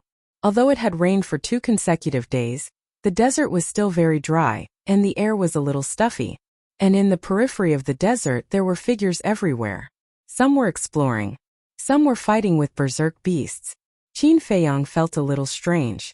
What kind of treasure could there be in the endless dry desert? Was it worth the people of Xingyue City risking their lives to come here? Feng Ling whispered, "There are many minerals under the Death Desert, such as gold, silver, and some iron ores used for refining weapons. If you are lucky, you can even find a few rare herbs." Qin Feiyang suddenly understood. Although the desert was dry, there were indeed herbs. Because some rare herbs were suitable for this environment. There were even some herbs that could only survive in the desert. If it were green mountains in clear water, they would wither instead. After entering the desert, Elder Wan did not stop at all. He led Qin Feiyang and the other two and flew into the depths of the desert. Because the speed was too fast, the people below did not notice them. Even if they did, they would only think that it was a meteor that cut through the sky. Boom! Dozens of miles deep. Accompanied by an earth-shaking loud noise, a fishtail that was dozens of feet long rushed out from the sand, raising yellow sand all over the sky. Feng Ling said, "That's the tail of the sand whale." Qin Feiyang's pupils contracted. He had heard of this kind of berserk beast. Its body was as big as a mountain and it lived under the desert. And like a fish swimming in the water, it could come and go freely. It was also one of the berserk beasts that humans did not want to encounter when walking in the desert. Once encountered, it was definitely a 9 out of 10 chance of survival. Next, Qin Feiyang saw many ferocious berserk beasts again. Without exception, each of them was very huge and had a monstrous aura. Seeing the horror of the Death Desert, the three could not help but secretly rejoice. Fortunately, Elder Wan was here. Otherwise, with their little strength, they would not be enough to fill the gaps between the teeth of these berserk beasts. The sky gradually darkened. The sky and earth fell into the deepest darkness. They could no longer see the desert below, and could only hear the roars of the ferocious beasts. From time to time, the roars would ring in their ears, causing their blood and qi to surge. From this, it could be seen how terrifying that ferocious beast was. The night passed in silence. The next morning, the rain stopped, but the sky was still hazy, making people feel very depressed. After a night of rushing, they didn't know how many miles they had traveled. But the end of the desert was still far away. "Elder Wan, have you been here before?" Qin Feiyang could not help but ask. "I've been here once, but after flying for 10 days and 10 nights, I still couldn't see the end, so I gave up." Elder Wan said, "What? Even after 10 days and 10 nights, we still can't reach the end?" Qin Feiyang and the other two looked at each other in disbelief. If it was not for Elder Wan, they would not have been able to survive in the Desert of Death. It would have taken them at least 1 or 2 years to reach the end. Only now did the three of them realize that they had greatly underestimated this desert. Qin Feiyang lowered his head and pondered. Waiting like this seemed to be a waste of time, so he said, Elder Wan, I'd like to cultivate. Sure. Elder Wan nodded and put up a battle aura barrier. He smiled and said, sit inside the barrier and focus on cultivating. I'll call you when we reach the end. Is that okay? Ling Yunfei was surprised. Elder Wan said proudly, of course. There are no more than 10 people in the entire county of Yan who can destroy this barrier. That's not a lie. Feng Ling smiled and sat down with her legs crossed. She took out a few chi-amassing pills and threw them into her mouth, entering a state of cultivation right away. Obviously, it was not the first time she had done so. Ling Yunfei watched in amazement and imitated him. Seeing Qin Feiyang standing still, Elder Wan was puzzled. Aren't you going to cultivate? Qin Feiyang shook his head and said, I'm not going to cultivate here. Then where are you going? Elder Wan was puzzled. Suddenly he seemed to think of something and asked, is it that castle? Qin Feiyang nodded. Is there any difference between cultivating in the castle and cultivating outside? Elder Wan was puzzled. Qin Feiyang stammered and couldn't think of an answer for a long time. Seeing this, Elder Wan shook his head and smiled. He waved his hand and said, go ahead. I'll take care of the outside. Don't worry. Thank you, Elder. Qin Feiyang cupped his hands and expressed his thanks. Then, he entered the ancient castle with a thought. What a mysterious boy. Elder Wan muttered. But the next moment, Qin Feiyang appeared out of thin air again. Seeing that he was still in the battle aura barrier, he finally entered the castle again and began to copy the Huan formula. Now he was already an 8-star martial master. When he finished copying the Huan formula, he would become a 9-star martial master and return to his former peak. In less than a year, he broke through from a 1-star martial artist to a 9-star martial master. Even in the entire Great Qin Empire, no one could match this speed. But in Qin Feiyang's view, it was still too slow. He couldn't wait to return to the imperial capital and turn it upside down. He was looking forward to the expressions of those who had hurt him when they saw him return to the capital. 10 days passed in the blink of an eye. Sure enough, he couldn't see the end of the desert. Elder Wan was also a little tired. He rested for a night and continued on his way. In the blink of an eye, another 10 days passed. This morning, a small valley came into Elder Wan's sight. The valley covered an area of about 10,000 feet. It was surrounded by the desert like a small oasis. Elder Wan stopped in the sky and looked down at the valley. In the valley, the vegetation was lush. In the center, there was a lake of more than 100 feet. The lake water was clear and reflected the hazy sky.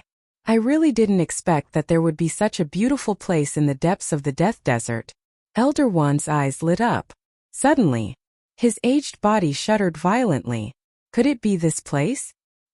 He hurriedly said, Ling Yunfei, look, is it here? Ling Yunfei shuddered and woke up from his seclusion. He stood up and looked down. At the same time, Qin Feiyang also walked out of the castle. Feng Ling also opened her eyes. It looks like it. After observing for a moment, Ling Yunfei couldn't be sure. Then he opened his clothes and a crescent-shaped jade pendant appeared. And Qin Feiyang and the other two looked at the jade pendant, their eyes flashing with suspicion. This jade pendant was given to my mother by my father before he died. Before coming to Yen City, my mother gave it to me, and the original map of that place is in here. Ling Yunfei took off the jade pendant and explained a little. Then he used a little force and the crescent-shaped jade pendant, which was originally one piece, suddenly broke into 2 halves. And the inside was hollow. There was a piece of paper hidden. Ling Yunfei took it out and spread it out. The paper was as thin as a cicada's wing, and there was a drawing of a valley with a lake in the middle. The drawing on the paper was almost exactly the same as the valley below. Without a doubt, that was the place they were looking for. The few of them looked down at the valley, looking rather excited. After so many hardships, they finally found it. Feng Ling suddenly frowned and looked into the distance. That's not right. Didn't you say that it was at the end of the desert? But look, where is the end of the desert? Ling Yunfei put away the map and said sadly, perhaps in my father's eyes, this is the end of the desert. Qin Feiyang patted him on the shoulder and said with a smile, the dead are already gone. As a living person, you still have to continue to work hard to live.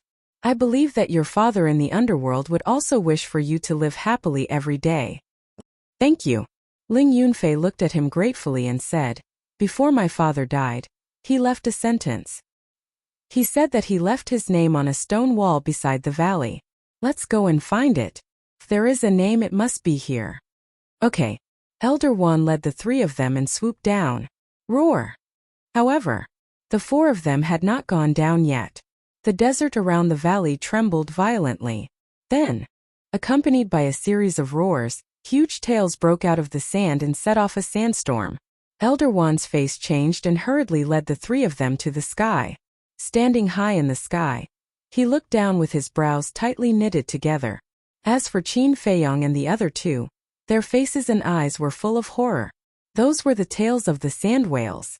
But each tail was as big as a house and was fierce. One could only imagine how shocking the body hidden in the sand was. And there were a lot of them. There were at least 30 to 40 of them wandering around the valley in the sand. Elder Wan observed for a moment and his face suddenly darkened. He said, the strength of these sand whales is comparable to a one-star combat emperor. What? The three of them turned pale with fright. What kind of concept was this?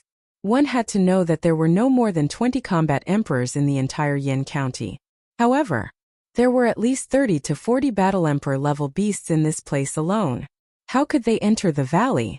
Feng Ling said in surprise. Have you noticed that the behavior of these sand whales is very strange?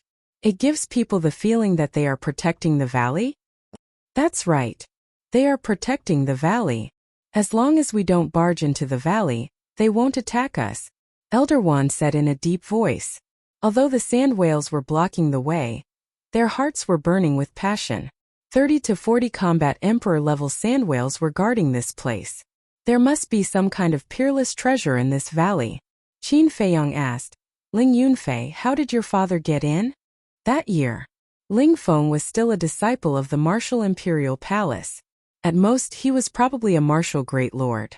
With just the strength of a martial great lord, how could he barge in? Not to mention leaving his name on the stone wall beside the valley. So, there must be a trick. Ling Yunfei shook his head and said, I don't know either. Because of this, my father didn't tell my mother. That's strange. Qin Feiyong frowned. Feng Ling thought for a moment and suggested, how about this? We can just go down from the top of the valley and land directly inside the valley. Elder One shook his head and said, no, those sand whales can also fly. If we really do that, we will definitely anger them. At that time, not to mention entering the valley, I am afraid that we will be chased by them. Qin Feiyong asked, Elder, can't you do anything to them?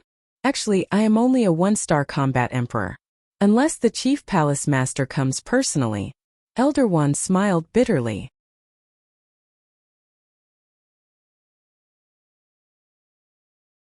Chapter 163. Qin Feiyong thought for a while, then turned to Elder Wan and said, Elder, why don't you lure them away and we sneak in? Elder Wan said, how can we do that? What if there are other beasts in the valley? Won't you be dead? Qin Feiyong thought for a while and said, we were able to escape from Zhuan. We should be able to do it this time. Feng Ling and Ling Yunfei nodded. Zhuan was an 8-star combat emperor. Even he couldn't sense the ancient castle, so it shouldn't be a problem for him to stay alive. It was impossible for there to be a beast stronger than a combat emperor in the valley. This, Elder One pondered for a while and nodded, all right, be careful. Qin Feiyong waved his hand and sent Feng Ling and Ling Yunfei to the ancient castle. Then, Elder One grabbed him and landed on a hill. It was about 500 meters away from the valley. Kid, don't try to show off. Do what you can, Elder One exhorted. Then, he rose into the air once again and flew towards the valley. Roar! A roar was heard. A giant creature rushed out from the sand and stood in front of Elder Wan. Its whole body was black and its body was dozens of feet long. It was like a towering mountain, ferocious and awe-inspiring. Sand whale. Qin Feiyong's pupils contracted. Elder Wan stopped in the air and cupped his hands. Everyone, I have no ill intentions. Please make way for me. However, what answered him was a giant tail. Another sand whale rushed out from the ground, its huge tail covering the sky and the sun as it fiercely smacked towards Elder Wan. If that's the case, I have no choice but to offend you. Elder Wan's body trembled, and a powerful force burst out of his body. Clang! At the same time, a giant blade appeared in the void behind him. It was dozens of feet long and its whole body was black. It emitted traces of black light and rolled in all directions, stirring up heaven and earth. Seeing this scene, Qin Feiyang's eyes lit up. That giant blade was not a real giant blade. It was Elder Wan's fighting soul. The fighting soul was his trump card. Normally, it wouldn't be activated unless it was a matter of life and death. But now, Elder Wan had activated his fighting soul right from the start. This showed how cautious he was. Slash! As he roared, the giant blade tore through the sky, and the sharp edge tore the sky and split the earth. It actually split the two sand whales in half. Voila! Blood poured down like a waterfall, dyeing the void red. Roar! This move angered the entire group of whales. One by one, the sand whales rushed out of the ground and pounced toward Elder Wan with a ferocious might. Several battle spirits appeared behind them. The fighting souls were the same. They were both pitch-black eyes, as if they were formed by demonic qi. They could absorb people's minds. Jiang Haoyan, those eyes can confuse a person's mind. You're too weak to resist them. Don't look! Elder Wan shouted. The old hand reached out and battle qi gushed out like a torrent, turning into iron chains with arms. They tore through the air and tied up all the sand whales. At the same time he shouted, I can't hold on for long. Take the opportunity to go in. Qin Feiyang immediately used the smoke-gathering steps. Like a sharp arrow he shot out from the sand dune. 400 meters. 300 meters. 200 meters.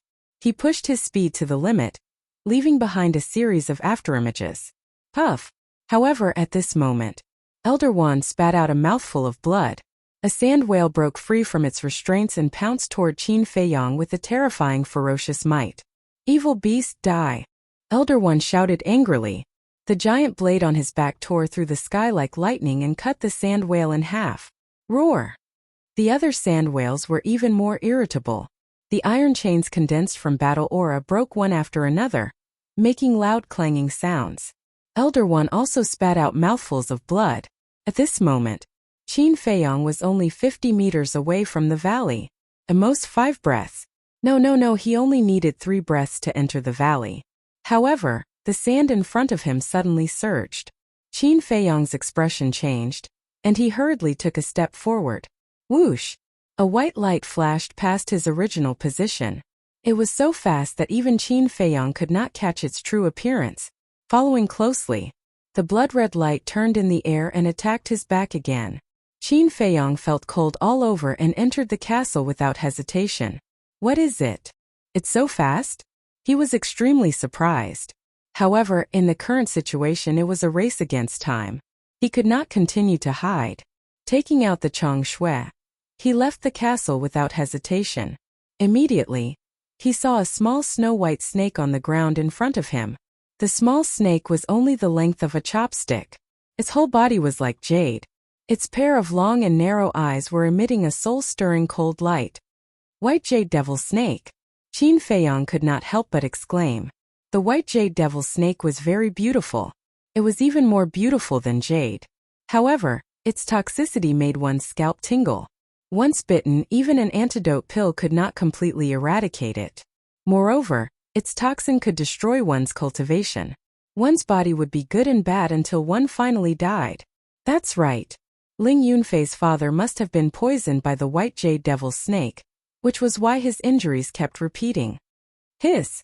When the white Jade Devil Snake saw Qin Feiyang, it immediately turned into a ray of light and shot towards the space between Qin Feiyang's eyebrows. Jiang Haoyan, hurry up! Elder Wan's voice came from the sky. At this moment his entire body was dripping with blood. The war spirit was about to collapse. Qin Feiyang was burning with anxiety. Although this white Jade Devil Snake was not a war emperor level beast, its speed was extremely fast. It was almost impossible to catch with the naked eye. How could he fight with his little strength? Let's go all out. He gritted his teeth and rushed forward, his gaze locked onto the white light.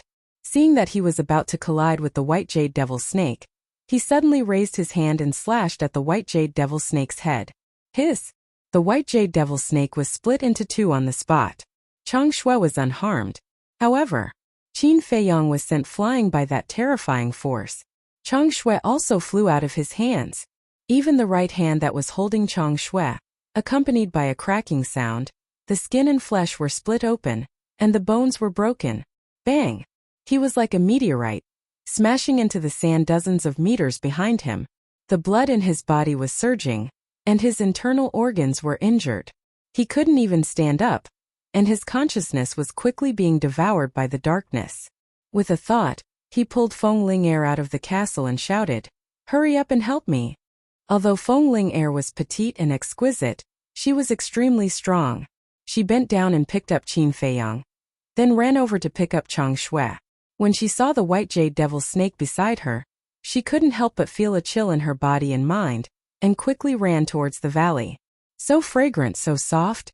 Qin Feiyang's consciousness was muddled as he muttered softly. The smell of Feng Ling-er's body was very pleasant to smell. It was a unique fragrance of a virgin. Somewhere it was also very soft and springy. But hearing these words, a row of black lines suddenly appeared on Feng Ling-er's forehead. What kind of time was it? And he still had such evil thoughts. Little bastard, he was really a pervert. If it weren't for the crisis now, she would definitely throw Qin Feiyang on the ground and then kick him a few times. Finally, Feng Ling-er ran into the valley. When she ran in, she glanced at the stone wall next to her. Sure enough, she found a name somewhere. Ling Feng. This proved that it was this valley. Under the name there was a line of big words engraved. "Those who enter the valley, please kneel down." What does it mean?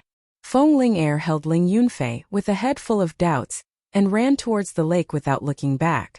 At the same time, listen to the 8 directions, observe the 4 directions.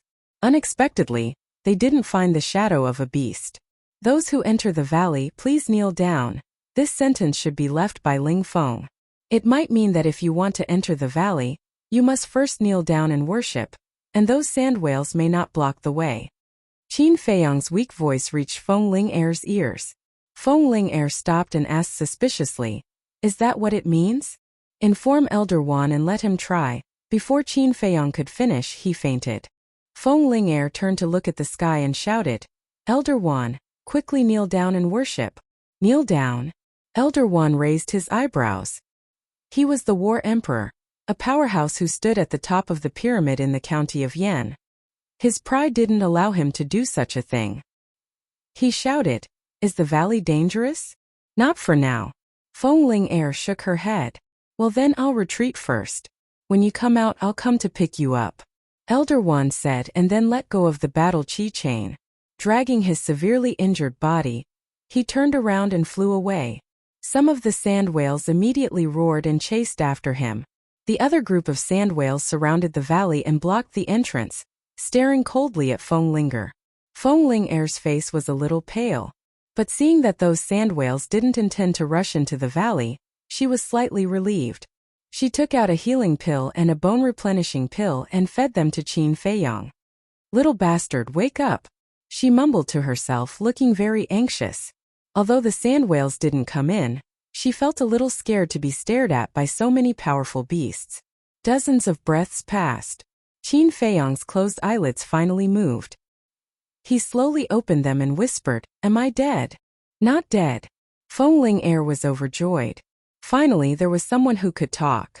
Qin Feiyang also breathed a sigh of relief. "No, my injuries are too serious. I have to recuperate first," he muttered to himself. He grabbed Feng Ling-er and entered the castle. "Little Qinzi, are you okay?"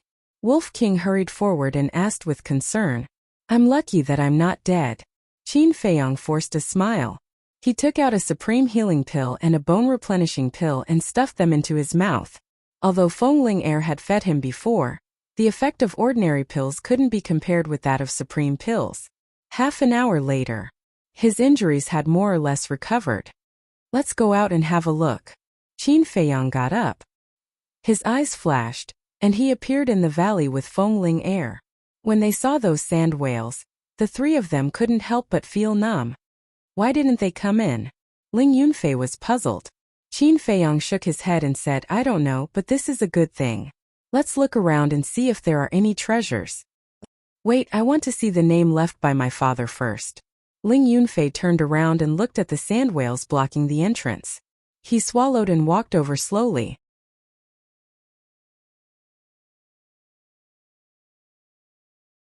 Chapter 164. All the sand whales stared at the three of them. Their huge pupils were filled with a terrifying, ferocious light. However, not a single sand whale stepped into the valley. It felt like in their eyes, this valley was a sacred and inviolable place. After a dozen breaths, the three of them carefully came to the front of the stone wall, almost a meter away from the sand whale blocking the entrance. They could even clearly feel its breathing and hear its heartbeat. Ling Yunfei looked at the stone wall, and when he saw the two words Ling Feng, his face was filled with sorrow. Father, he muttered to himself, reached out and touched every stroke, and couldn't help but burst into tears. Qin Feiyang said, "The cause of your father's death should be related to the white jade magic snake, but I have already killed it. Can be considered as revenge for your father." Feng Ling glanced at the yellow sand outside the exit and asked, "Is there only one white jade magic snake?" Qin Feiyang shook his head and said, "White jade magic snake is rare. To be able to meet one, our luck is already very good." Very good luck? Feng Ling was stunned, turned around and rolled her eyes at Qin Feiyang, encountering such a ferocious creature, and said that it was good luck? She really didn't know if there was a hole in this guy's head. Why is your IQ so pitiful? Can't you see that I'm being sarcastic? Qin Feiyang despised. You. Feng Ling immediately gnashed her teeth. Alright, stop talking nonsense. Qin Feiyang impatiently scolded. Ling Yunfei was still feeling sad. How could they be fooling around here? However, when he thought of the white jade magic snake, he couldn't help but feel scared. If he had been accidentally bitten at that time, he would have followed in Ling Feng's footsteps. Moreover, that white jade magic snake was not weak, at least the strength of the War King. If not for Chang Shui, it would be as difficult as ascending to heaven to enter the valley. A moment passed. Ling Yunfei wiped away his tears and smiled. Alright, let's go. In the valley, silence reigned. Along the way, the three of them did not see a single ferocious beast. Not to mention ferocious beasts, there wasn't even a bug. Strange. Is a place like this worth the protection of so many sand whales? Feng Ling frowned, her face full of puzzlement. After searching for half a day, he still couldn't find a single medicinal herb, let alone a peerless treasure. Ling Yunfei said, "There doesn't seem to be any danger at the moment. Why don't we split up?" I agree. This will save a lot of time. Feng Ling raised her hand. I don't agree. Qin Feiyang shook his head. What if he encountered danger? He was not afraid. He could just hide in the castle. However, Feng Ling and Ling Yunfei had nowhere to hide. Until evening. They almost turned the entire valley upside down, but still couldn't find anything of value. The three of them sat on a rock by the lake and lowered their heads. They were very frustrated. They spent a lot of effort to break in, but in the end there was nothing. Wasn't it obvious that they were playing tricks on them? Qin Feiyang turned his head and looked at Ling Yunfei. Think about it again. What else did Auntie say to you? Ling Yunfei shook his head. Qin Feiyang frowned and said, "Show me the map your father left." Ling Yunfei took out the map and handed it to Qin Feiyang. Spreading out the map, Qin Feiyang looked at it carefully. He didn't miss any small detail. After a while, a trace of disappointment crept into his eyes. This was a very pure map of the entire valley, and there were no hidden mysteries. He was going to return it to Ling Yunfei, but suddenly, he sniffed with force, and a trace of suspicion crept into his eyes. Then he put the map on the tip of his nose and sniffed it. There was a faint fragrance that went into his nostrils. Did you find something? Ling Yunfei and the other two looked at him in surprise. Qin Feiyang remained silent, his brows tightly knitted. I understand. After a while, a bright smile crept onto his face. Understand what? Ling Yunfei were puzzled. What was this guy up to? Look carefully. Qin Feiyang smiled mysteriously, walked to the lake, put the map in the water and soaked it. What are you doing? Ling Yunfei's face changed greatly and hurriedly rushed up. Although the map was no longer useful, it was left to him by his father. It had the meaning of treasuring. Don't worry. This paper has been waterproof. It won't rot. Qin Feiyong reached out to stop him and said with a smile. He took the map out of the water and opened it again.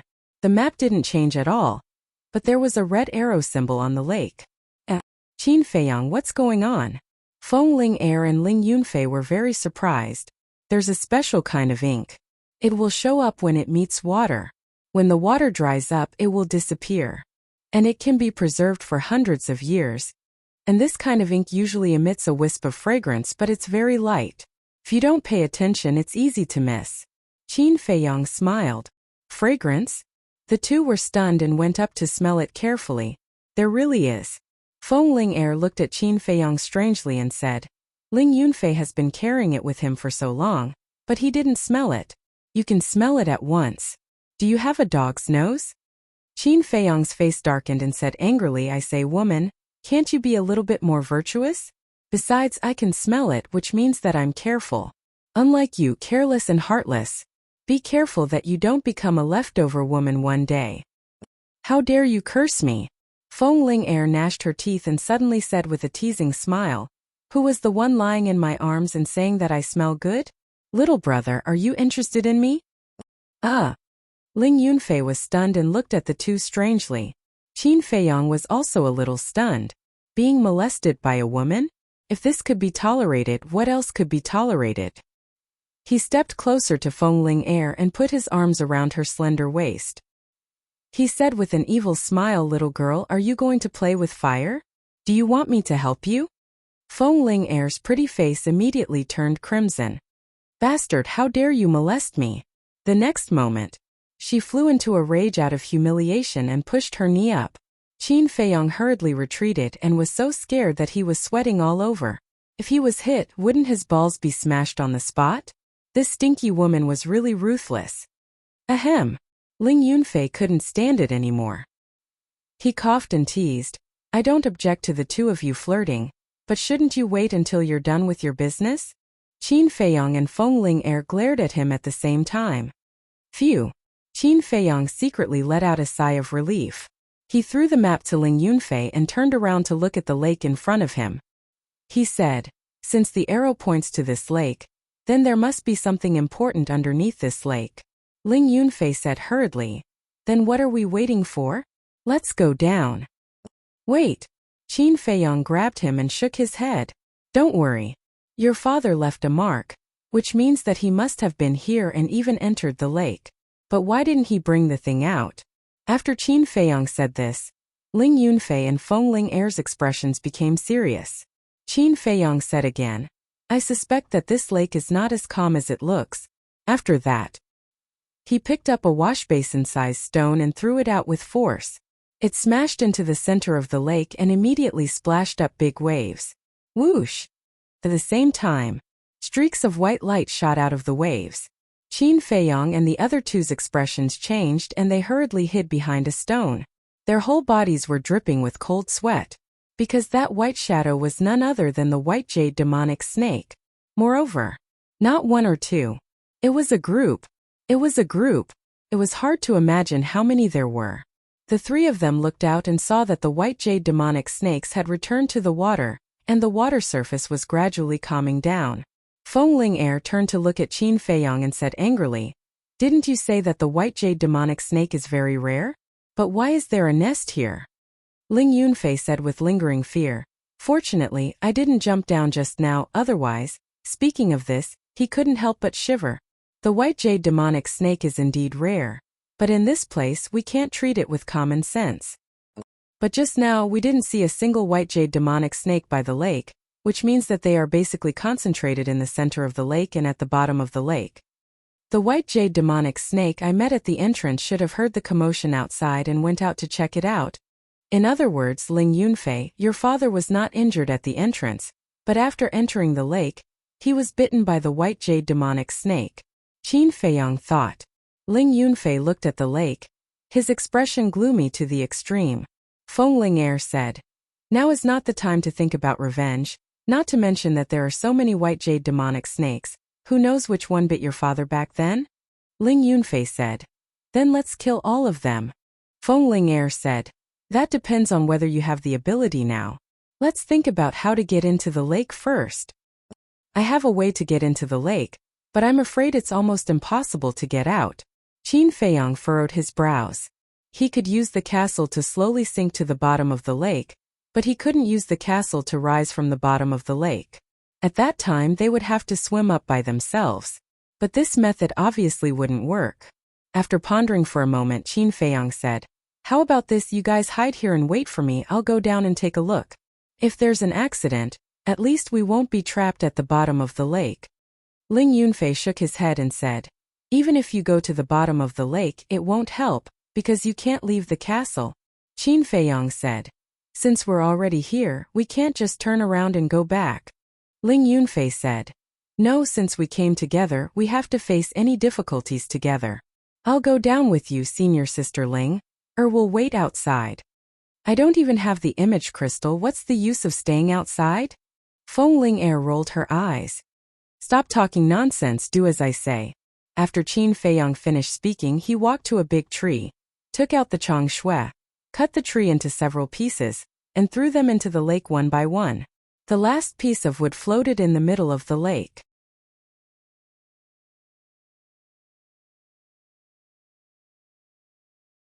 Chapter 165. Be careful. Wait for my news. After reminding Feng Ling and Li Zi, Qin Feiyang rushed out from behind the stone, stepped on the broken wood floating on the lake, and swept toward the center of the lake. Whoosh! As soon as he landed on the last broken wood, a group of white jade magic snakes jumped out of the water and swarmed toward Qin Feiyang. At this moment, Ling Yunfei and Li Zi's hearts were in their throats. If they were bitten, not to mention one Qin Feiyang, even 100 Qin Feiyang would die today. Whoosh! In a flash, Qin Feiyang entered the castle. The castle also fell into the lake and quickly sank to the bottom of the lake. Wolf King opened his eyes, glanced at Qin Feiyang and sighed. "Little Qin Zi, you're courting death." Qin Feiyang smiled faintly and said, "Nothing ventured, nothing gained. Haven't you heard of this saying?" Wolf King said disdainfully, "Brother Wolf wants to see what kind of treasure you can get. Don't be trapped at the bottom of the lake and cry for your parents." "Don't I still have you to accompany me?" Qin Feiyang smiled slyly. "Fuck, Brother Wolf forgot." Wolf King suddenly got up and roared at Qin Feiyang. "You bastard, you actually dragged Brother Wolf into this. Do you still have a conscience? Brother Wolf must have been blind to be friends with a bastard like you. You're really slow." Qin Feiyang shook his head in disdain. He calmed down and listened carefully to the movements outside. "What should we do? Brother Wolf hasn't fallen in love yet. He can't be trapped here. Who can save Brother Wolf?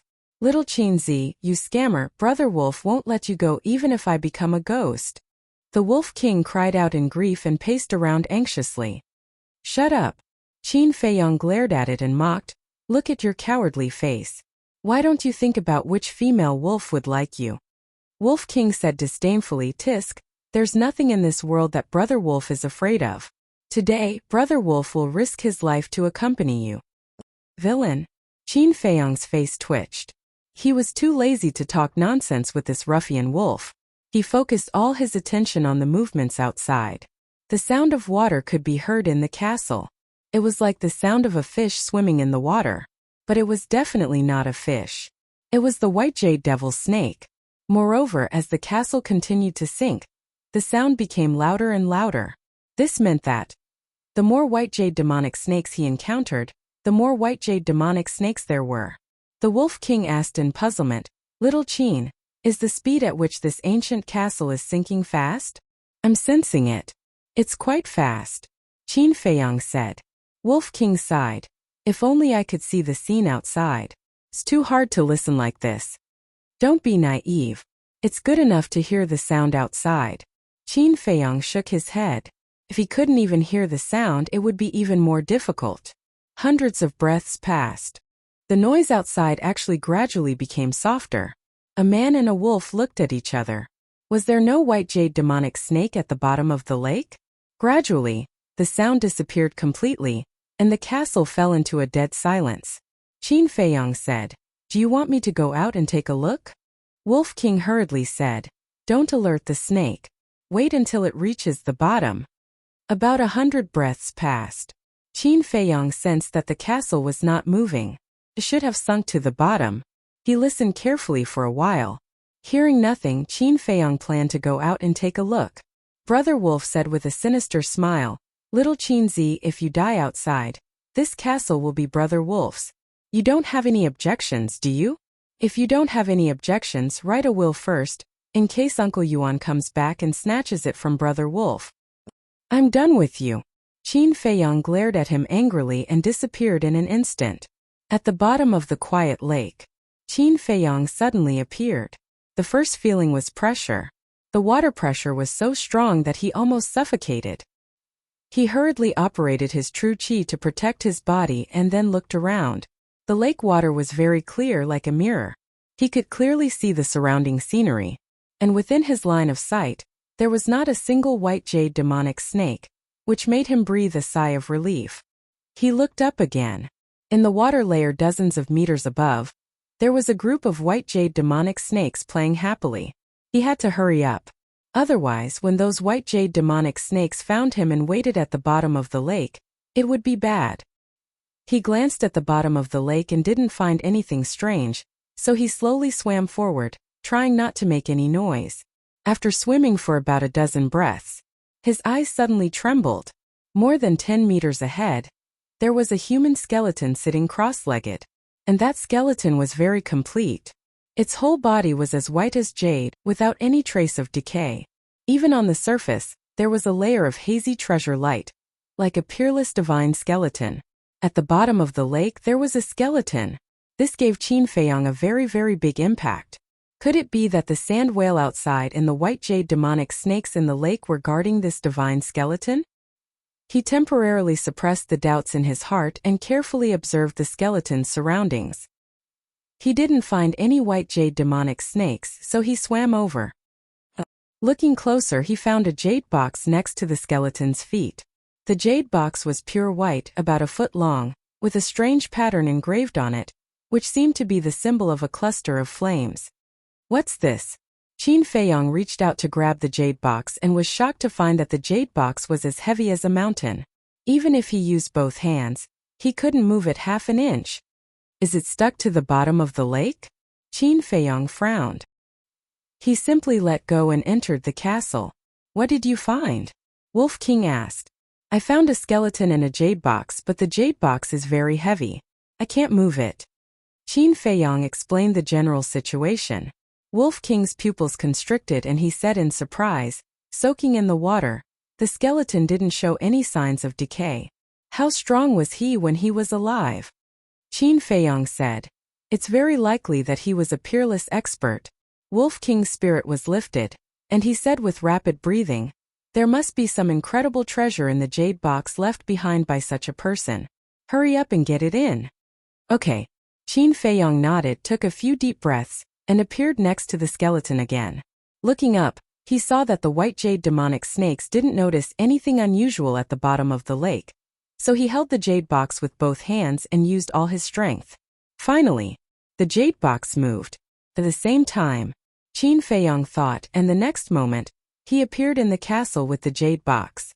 Bang! As soon as the jade box landed on the ground of the castle, it hit with a deafening sound. So heavy! Wolf King's eyes were shining, lying next to the jade box, drooling. Qin Feiyang said, "Try and see if you can open it. I'll go outside and look for other things." Wolf King said, "Go look carefully." Qin Feiyang appeared at the bottom of the lake again and looked around the skeleton, but he didn't find anything else. He went to other places to look. After searching the entire bottom of the lake, he didn't find a second treasure. So, he returned to the skeleton and looked at it curiously. Immortal bones, according to the quality, it can definitely be sold for a high price. But who would sell a skeleton? He was quite conflicted. If someone was here, they would definitely roll their eyes on the spot and despise him. He was already thinking about money. "Let's just move to the castle first. When we go back, I'll ask Manager Li if I can sell it for money." Qin Feiyang grabbed the skeleton's arm and exerted a little force. His eyes suddenly revealed a strange light. It was actually very heavy. It was also very strong and hard. Next, he used 120% of his strength but still couldn't move the skeleton. He even felt that it was heavier than the jade box. Qin Feiyong was not depressed, but his eyes were shining. The strength of this skeleton must have been heaven-defying when it was alive. Every single bone could be forged into a divine weapon. He grabbed one of the skeleton's ribs and pulled with all his strength. Although he couldn't move all of it, it would be good if he could get a rib. However, dreams were beautiful but reality was cruel. No matter how hard he tried, he couldn't break the rib. Instead, his arm was cut by the bone spur next to him, and blood was gushing out. I don't believe it. Qin Feiyong looked at the wound and his stubbornness came up. He took out the changshui and cut it lightly, cutting off a rib. It's actually so easy? Qin Feiyong was surprised. Whoosh! At this moment, there was movement above. Qin Feiyong looked up and saw a group of white jade demonic snakes swooping down crazily. Not good. It must be the blood flowing out of my wound that alarmed them. His face changed and he hurriedly cut off 5 more ribs, grabbed 6 ribs and entered the castle. However, Qin Feiyong didn't notice. The blood flowing out of his wound was actually all absorbed by the skeleton. As for the skeleton, it seemed to have moved slightly. In the castle, Qin Feiyong sat on the ground. His entire body was drenched and he was gasping for breath. Wolf King glanced at him and locked his eyes on the 6 ribs. Suddenly, his eyes lit up and he pounced on it. Qin Feiyong was stunned, and his veins were bulging. He roared, "Bastard, you even want to snatch the bones? Are you a dog? Brother Wolf is willing." The Wolf King smiled proudly and bit down on one of the ribs. Immediately, a crunching sound could be heard. It's broken? Qin Feiyong was dumbfounded. He used all his strength and couldn't break it, but it was actually bitten off by Wolf King? Ow! Wolf King immediately howled, and blood flowed out of his mouth. As for the rib bone, it fell to the ground with a clang. It's not broken. Qin Feiyong looked down and his expression froze. The ribs were intact.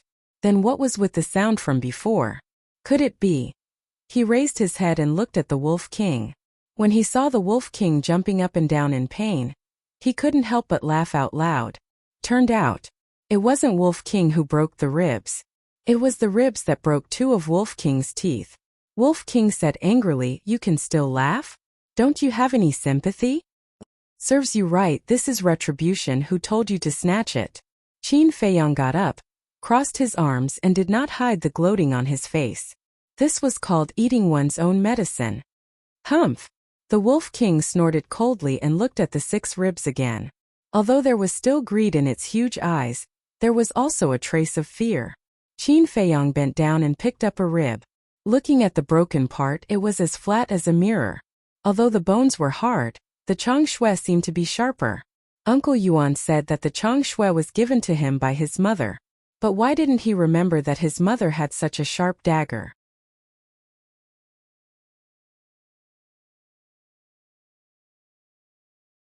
Chapter 166.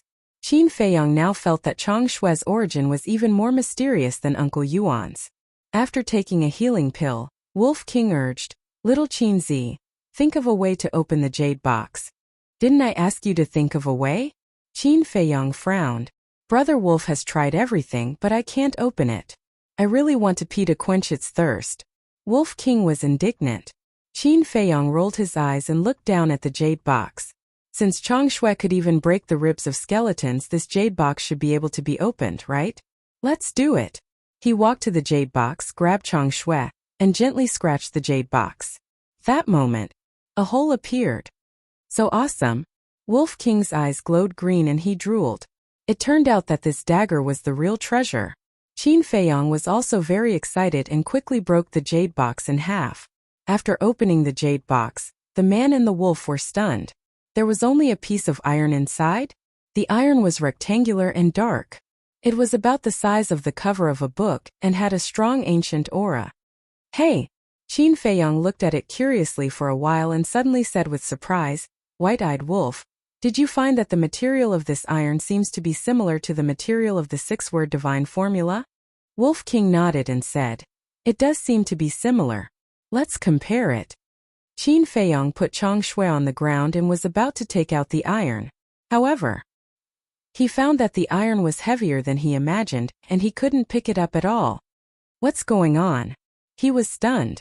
After pondering for a while, he finally understood, and the corners of his mouth pursed into a trace of a bitter smile. Turned out that the real heavy thing was not the jade box, but the iron. White-eyed wolf, move aside. Qin Feiyang got up, pulled up his sleeves and clasped the edge of the jade box with both hands. He exerted all his strength, causing the veins and blood vessels all over his body to bulge. Large beads of sweat also appeared on his forehead. After using all of his strength, he finally poured the iron block out of the jade box. With a loud bang, it smashed into the ground. The iron block was very thin, only about 4 or 5 centimeters. There were no patterns or words on it. However, the more Qin Feiyang looked at it, the more confused he became. No, it's not a piece of metal. It's a book. His eyes trembled, and he spent a tremendous amount of effort to flip the iron block over. As expected, 2 ancient and majestic characters entered his line of sight. The pill scripture. In other words, the side just now was the reverse side. This was the true face. When he saw the 2 words pill scripture, Qin Feiyang's head buzzed as if it was about to explode. Although he didn't know what the pill scripture was for the time being, every stroke exuded a majestic aura that impacted his soul. It was hard to imagine how great the person who wrote these 2 words was. Wolf King was also attracted by the pill scripture. His eyes were burning. Suddenly, his eyes lit up and he said, "Look, there are 2 small words next to the 2 words, pill scripture." Qin Feiyang looked. There were 2 small words. Wutian. These 2 words were written with iron hooks and silver strokes, and they also carried a magnificent aura. Wutian. This should be a name. But why have I never heard of this name? Is it not someone from the Great Qin Empire? Qin Feiyang squatted on the ground and looked at the 4 words on the cover. To be able to write such words, his cultivation must have reached the realm of heaven and earth. He couldn't help but feel excited. Perhaps this was really a supreme treasure. Wolf King urged, "Open it and take a look." Qin Feiyang swallowed his saliva and tried his best to open the cover. The first page appeared. The pages of the book were the same as the pages of the 6-word divine formula. They were made of an unknown divine iron and were as thin as a cicada's wings. On top of it, there were lines of small words that were densely packed together. Qin Feiyang simply sat on the ground and read carefully one by one. Gradually, his eyes emitted a fanatical light.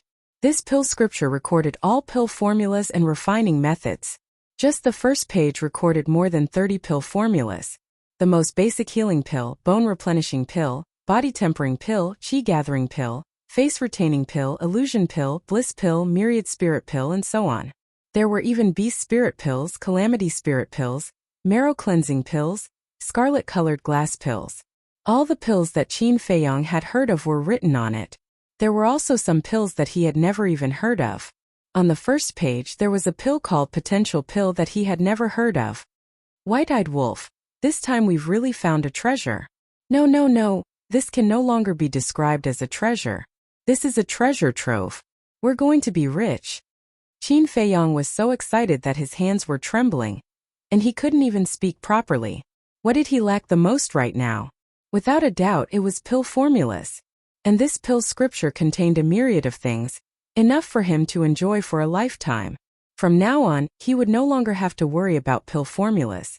Wolf King said anxiously, "Then take a look. Is there any pill that can make Brother Wolf speak?" Telepathy was not very convenient after all. For example, after Wolf King and Qin Feiyang separated, it could not use the image crystal to talk to Qin Feiyang. Could only gesture. Who knew what it was gesturing? It was all guesswork. Wait a minute, let me take a look. Qin Feiyang searched carefully for a moment, and suddenly saw the 3 words calamity pill. His eyes immediately surged with bone-piercing killing intent. Calamity pill. He would never forget it. Back then, it was because he was forced to take the calamity pill that he lost all his cultivation and became a cripple. What's wrong? Is there something wrong? Wolf King looked at him in surprise. Nothing. Qin Feiyang shook his head, the killing intent in his eyes receding like the tide. Just you wait. Sooner or later, I will let you guys have a taste of the calamity pill. Muttering to himself, he continued to read. Finally, He shook his head and said, "There's nothing on the first page. Let me look at the second page." However, when he turned to the second page, he realized that he couldn't turn it. Could it be that my cultivation is not enough again? Qin Feiyong was stunned and looked at the bottom of the page. Sure enough, there were a few small words written on it. Only when you step into the War Chief realm can you turn to the second page. Wolf King immediately lost interest. His gaze shifted to Chang Shui and began to have ideas about Chang Shui. When Qin Feiyong noticed Wolf King's gaze, he frowned and asked, "What are you looking at?" Nothing. Wolf King hurriedly shook his head, as if he had a guilty conscience. After getting along with him for so long, Qin Feiyong had long known this ruffian wolf like the back of his hand. He could see through its thoughts with a single glance. His expression became serious, and he said in a deep voice, "White-eyed wolf, let me tell you, you can snatch anything except for Chang Shui." "Why?" Wolf King looked at him suspiciously. "Chang Shui was given to me by my mother." Qin Feiyong grabbed Chang Shui and lowered his head to size it up.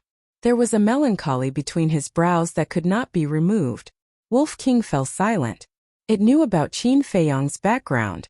Therefore it was very clear how much Chang Shui meant to Qin Feiyong. Wolf King raised its paw and patted Qin Feiyong's shoulder, and said seriously, "Don't worry, Brother Wolf promises that I won't have any ideas about Chang Shui in the future, and will protect it with you." "So serious?" Qin Feiyong was stunned.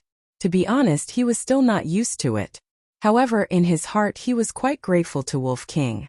After putting Chang Shui into his cosmos bag, Qin Feiyong stood up and used half an hour to move the pill scripture to the altar and placed it beside the iron box. That moment, he collapsed from exhaustion and lay on the ground.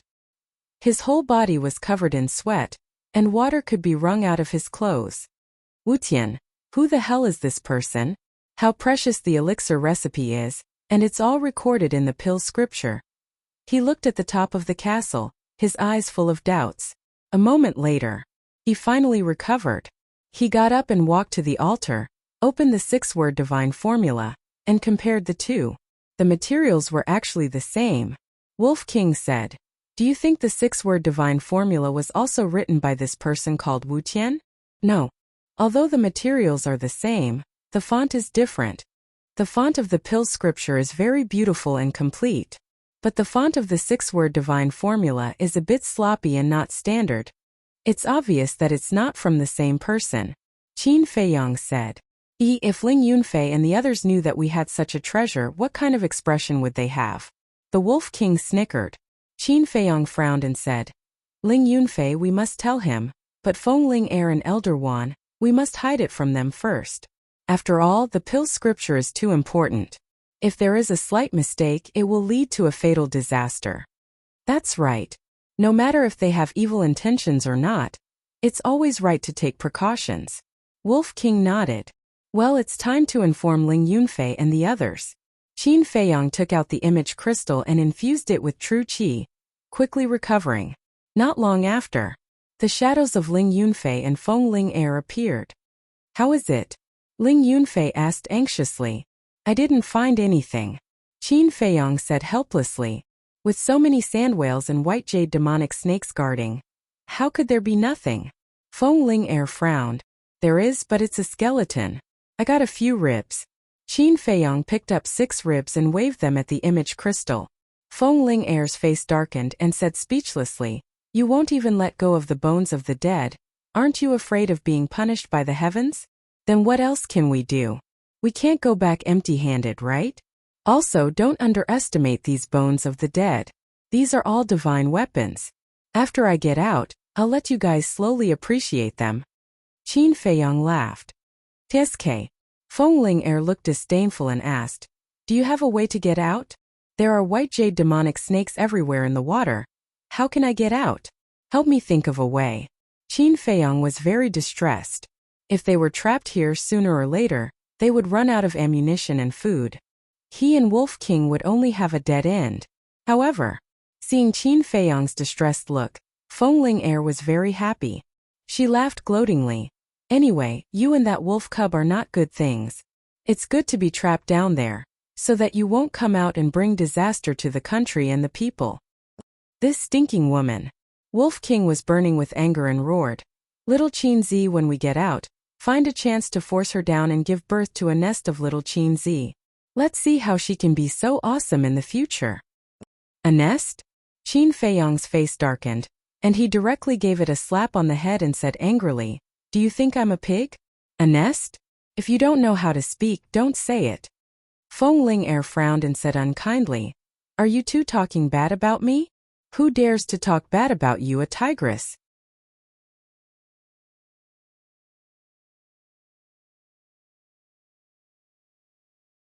Chapter 167. Although there were many white jade demonic snakes at the bottom of the lake, they shouldn't be able to stop Elder Wan. However, the premise was that Elder Wan could enter the valley. "Okay, don't worry. We'll go find him right away." Ling Yunfei responded, turned off the image crystal, and ran toward the entrance of the valley with Feng Ling Air. Wolf King asked little Qin Zi, "How long do we have to wait before Brother Wolf can openly be presumptuous in Yen City?" Qin Feiyong smiled and said, "Don't worry, it'll be soon." Wolf King said angrily, "Nonsense, how can I not be anxious? Since leaving Iron Ox Town, Brother Wolf has been hiding in this godforsaken place every day. I'm almost depressed." Qin Feiyong rubbed its head and said with a smile, "Okay, I know you've been working hard. Let me tell you something. On the day Yi and the first prince get married, I'll announce my true identity." On the day of the wedding, Wolf King was slightly stunned and said in surprise, "Are you playing a big game of chess?" "It's not a big game. It's just a small game." Qin Feiyong's eyes flashed and he turned to look at the pill scripture. After a quick glance, his eyes were fixed on the 3 words, potential pill. Outside, at the entrance of the valley, Ling Yunfei and Feng Ling stood on a steep rock and scanned the front. As far as the eye could see, other than the group of sand whales, there was nothing else. Ling Yunfei said, "All the sand whales that were chasing Elder Wan have returned. He should be hiding somewhere to recuperate now." "Grandpa Wan, where are you?" Feng Ling shouted into the void. "Elder Wan, answer us if you hear us." Ling Yunfei also shouted. His voice was loud and reverberated in all directions. Whoosh! Soon, a figure of light broke through the air. It was Elder Wan. The blood on his body was still wet. At the same time, those sand whales turned around and looked at Elder Wan, their eyes full of ferocity. Elder Wan didn't dare to get close. He stood in the sky far away and looked down at the two of them. He asked, "Are you coming out?" Ling Yunfei shook his head and said, "There's no way out yet, because Zhang Haoyan is trapped at the bottom of the lake by the white jade demonic snake. Elder, quickly come in and help him." "Trapped at the bottom of the lake?" Elder Wan frowned. He glanced at the group of ferocious sand whales and said helplessly, "They are blocking the entrance. How can I get in?" Feng Ling said, "Grandpa Wan, please condescend for a moment." "Kneel?" Elder Wan asked. Ling Yunfei nodded. "This," Elder Wan hesitated. Ling Yunfei hurriedly said, "Elder Wan, this disciple knows that it is too difficult for you to kneel, but Zhang Haoyan is this disciple's only friend. Please help him." Elder Wan remained silent, his brows tightly knitted. "Senior sister, what should we do?" Ling Yunfei turned to look at Feng Ling anxiously. Feng Ling said, "Go down and prove it to Elder Wan." "Prove?" Ling Yunfei was stunned, then suddenly realized. He jumped a few times and landed at the entrance. Without hesitation, he knelt on the ground with a face full of sincerity. All the sand whales immediately turned to look at him. When Ling Yunfei bowed 3 times and kowtowed 9 times, the sand whales actually retreated to the side and made a path for him. So magical? Elder Wan was dumbfounded. Feng Ling and Ling Yunfei were also in disbelief. Then, Ling Yunfei stood up and carefully took a step forward. The sand whale next to him was motionless. Seeing this, Ling Yunfei let out a long breath and walked out step by step. The sand whales just looked at him and didn't hurt him. After walking out, he looked up at Elder Wan and said with a smile, "Elder, did you see?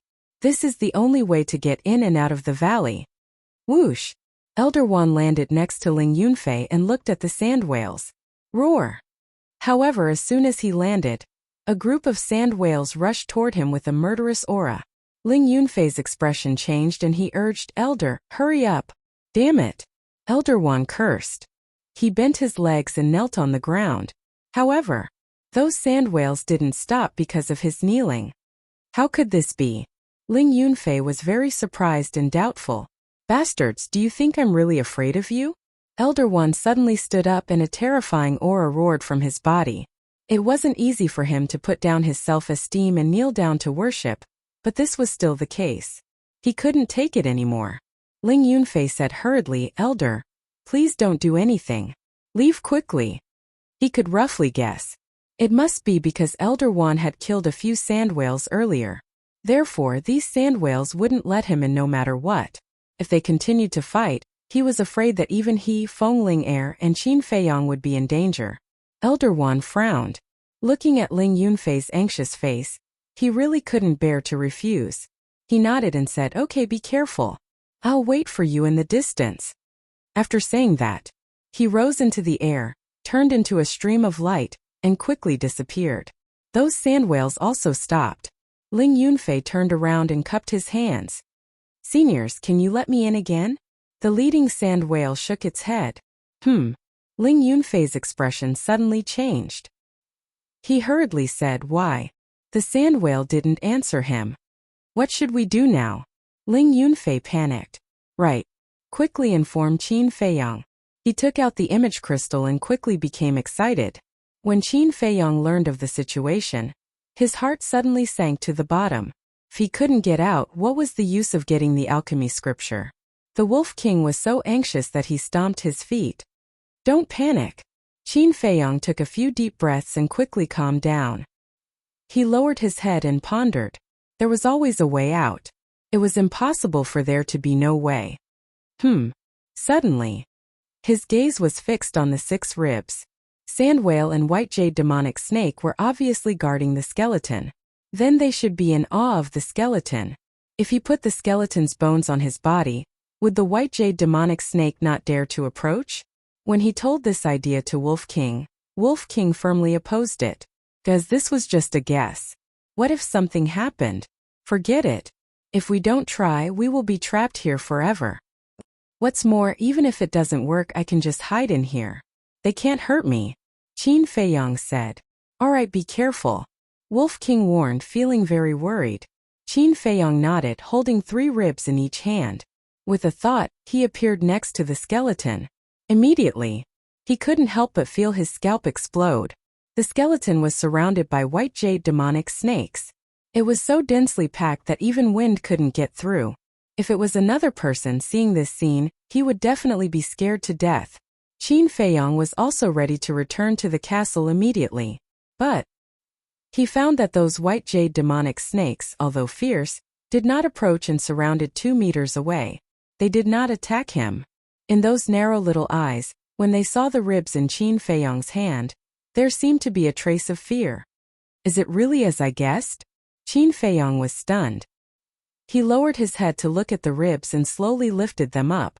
Those white jade demonic snakes also retreated. The fear in their eyes was even stronger. Seeing this, Qin Feiyang was ecstatic. Without wasting any time, he swam towards the lake. The white jade demonic snakes in front of him also retreated. Soon, he found another abnormality. In the eyes of the white jade demonic snakes, in addition to awe, there was also a trace of anxiety. Are they afraid that I will take these bones out? Qin Feiyang was puzzled. But now he was not in the mood to care. As long as he could leave the lake, nothing else mattered. Dozens of breaths passed. Qin Feiyang finally came out of the water and saw the sun again, making him feel as if a lifetime had passed. Whoosh! Dong! The group of white jade demonic snakes was always around him, jumping up and down anxiously. Qin Feiyang ignored them and quickly swam towards the shore. When he climbed ashore, the white jade demonic snakes also followed. Never ending? Qin Feiyang frowned and said, If you don't hurt me, why would I do this? Don't pester me anymore. However, those white jade demonic snakes did not listen at all. Who is this person? Is he worthy of these fierce beasts' protection? Qin Feiyang looked back at the lake, full of doubts, and ran towards the entrance. Feng Ling was still standing in front of the entrance, racking her brains to think of a way. Hey, why are you still here? Suddenly, A puzzled voice came into her ears.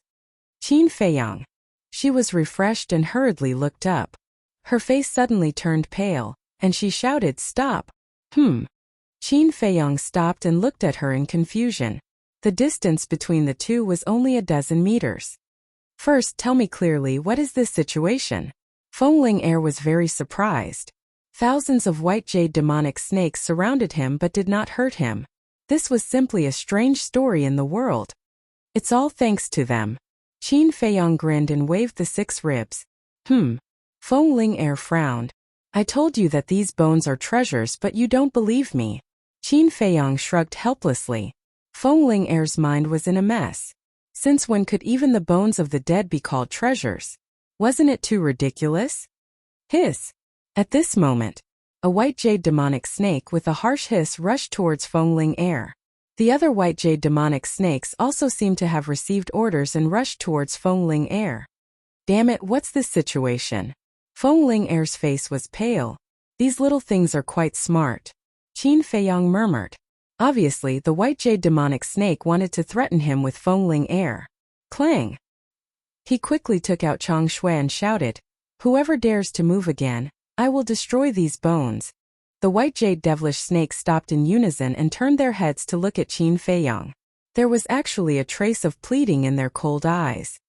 "Get out of the way!" Qin Feiyang shouted coldly. Now, he certainly could not give the 6 ribs to them. Otherwise, he and Fengling Air would be finished. However, the white jade demonic snakes did not get out of the way, as if they were in a stalemate with him. Roar! A sand whale suddenly let out a furious roar. The white jade demonic snakes finally got out of the way. Qin Feiyang hurried over and joined Fengling Air. Fenglinger said in surprise, "Scoundrel brat, what the hell is this dead person's bone in your hand? Let's go out first."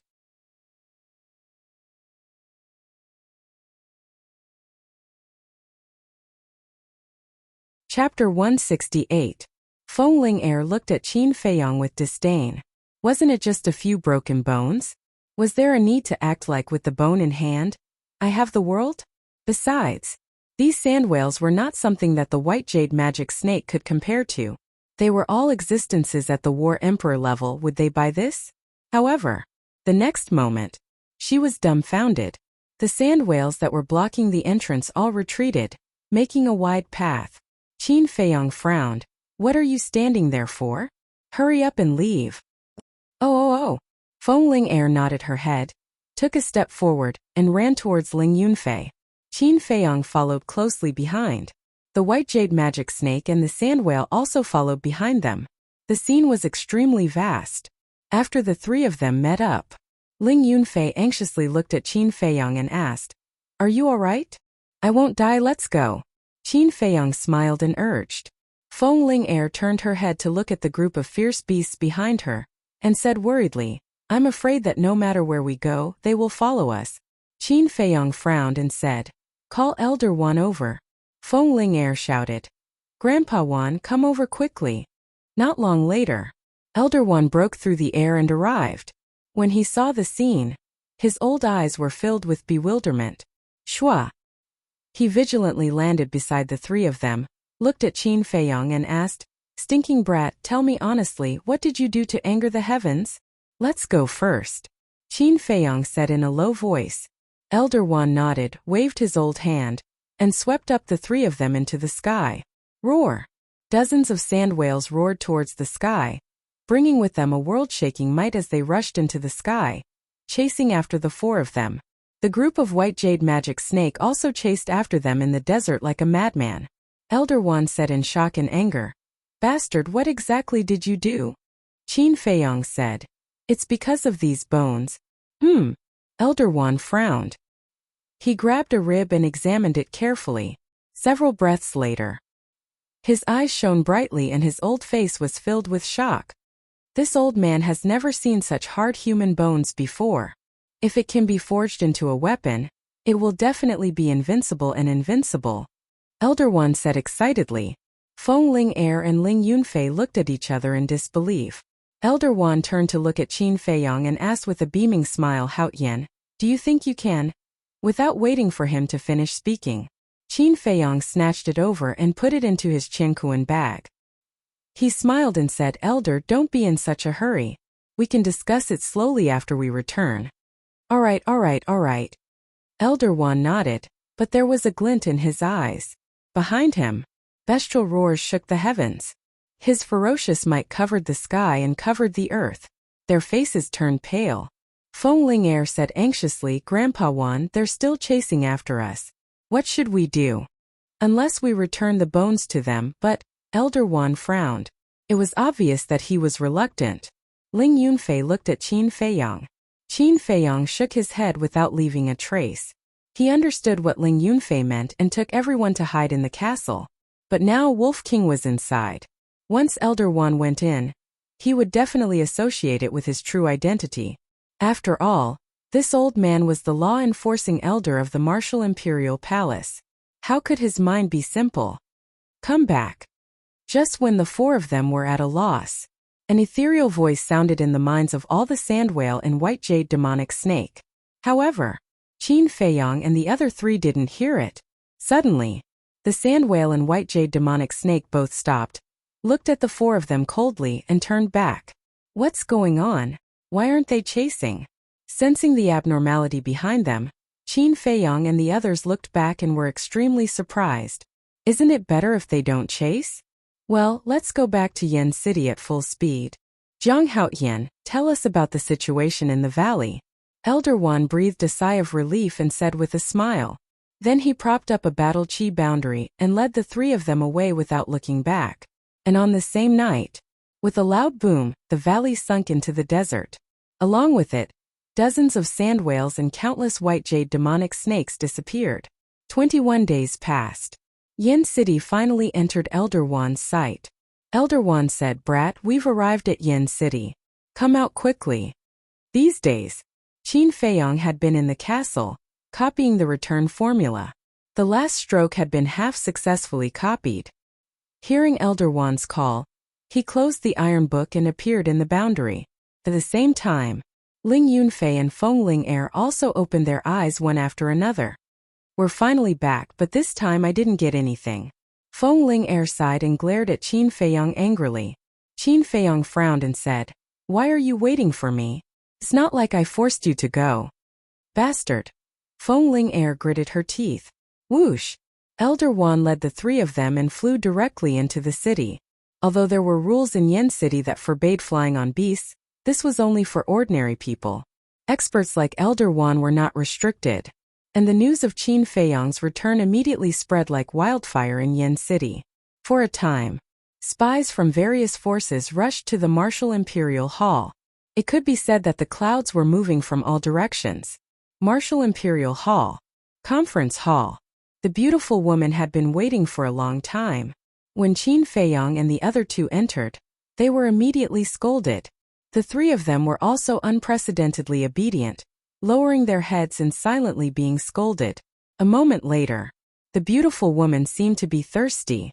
She picked up the teacup, took a sip and asked, Do you dare to sneak out again in the future? The three of them shook their heads. The beautiful woman said, Since you know your mistake, then don't go to the pig cage. What? The three of them were stunned. Ling Yunfei asked, Elder, you really got a pig cage? Do you think we're joking? Elder Wan snorted coldly. Qin Feiyang and the other two immediately broke out in cold sweat. Fortunately, they were not stubborn. Otherwise, they would really go to the pig cage for a while. It was scary just thinking about it. The beautiful woman waved her hand and said, All right, you can leave.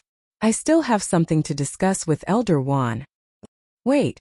Elder Wan hurriedly got up and said with a smile, Zhang Haoyan, this old man has worked hard on this journey. Do you want to give me one of those human bones?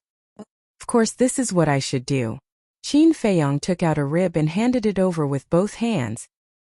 The beautiful woman's face suddenly revealed a look of surprise. Then I'll take my leave first. Qin Feiyang had just turned around when he seemed to have thought of something. He looked at Elder Wan and smiled awkwardly. Seniors, now that I'm back, shouldn't you return Fatso and Lu Hong's image crystals to me? The beautiful woman took out 2 image crystals and placed them on the table. She said coldly, If you dare to run around again, I'll confiscate them all. I won't. Qin Feiyong waved his hand and went forward to put away the image crystals. Then like a thief he quickly slipped away. After the three of them left the main hall, the beautiful woman could not help but shake her head and laugh. Then, she looked at the rib in Elder Wan's hand and frowned. Where did you get this? Zhang Haotian brought it out from that place, Elder Wan said as he sized up the human skeleton. His old eyes shone brightly. This human bone is glowing with a layer of treasure light. This person's strength must have reached the peak when he was alive. When did such an expert appear in the county of Yan? The beautiful woman was puzzled. Elder Wan said, I'm also puzzled. Why don't we discuss it with the hall master? To be honest, I want the hall master to go with me to the desert of death again and get the skeleton out of the lake. Okay. The beautiful woman nodded. Soothing Lake. As soon as Qin Feiyong returned, Shizheng frowned and looked at him unhappily. Qin Feiyong was a little embarrassed. He laughed dryly and said, Senior, I'm really sorry about that. Shizheng said, I hope there won't be a next time. Definitely not. Qin Feiyong raised his hand and promised. After sending Shizheng away, Qin Feiyong walked into the pavilion. Fatso and Lu Hong immediately ran down from the second floor. Zhang Laoda, I miss Fat Lord so much. Fatso opened his arms and ran towards Qin Feiyong, the fat all over his body jiggling. Qin Feiyong's face twitched as he dodged sideways. Fatso immediately looked at him with hidden bitterness. Qin Feiyong shivered, goosebumps all over his body.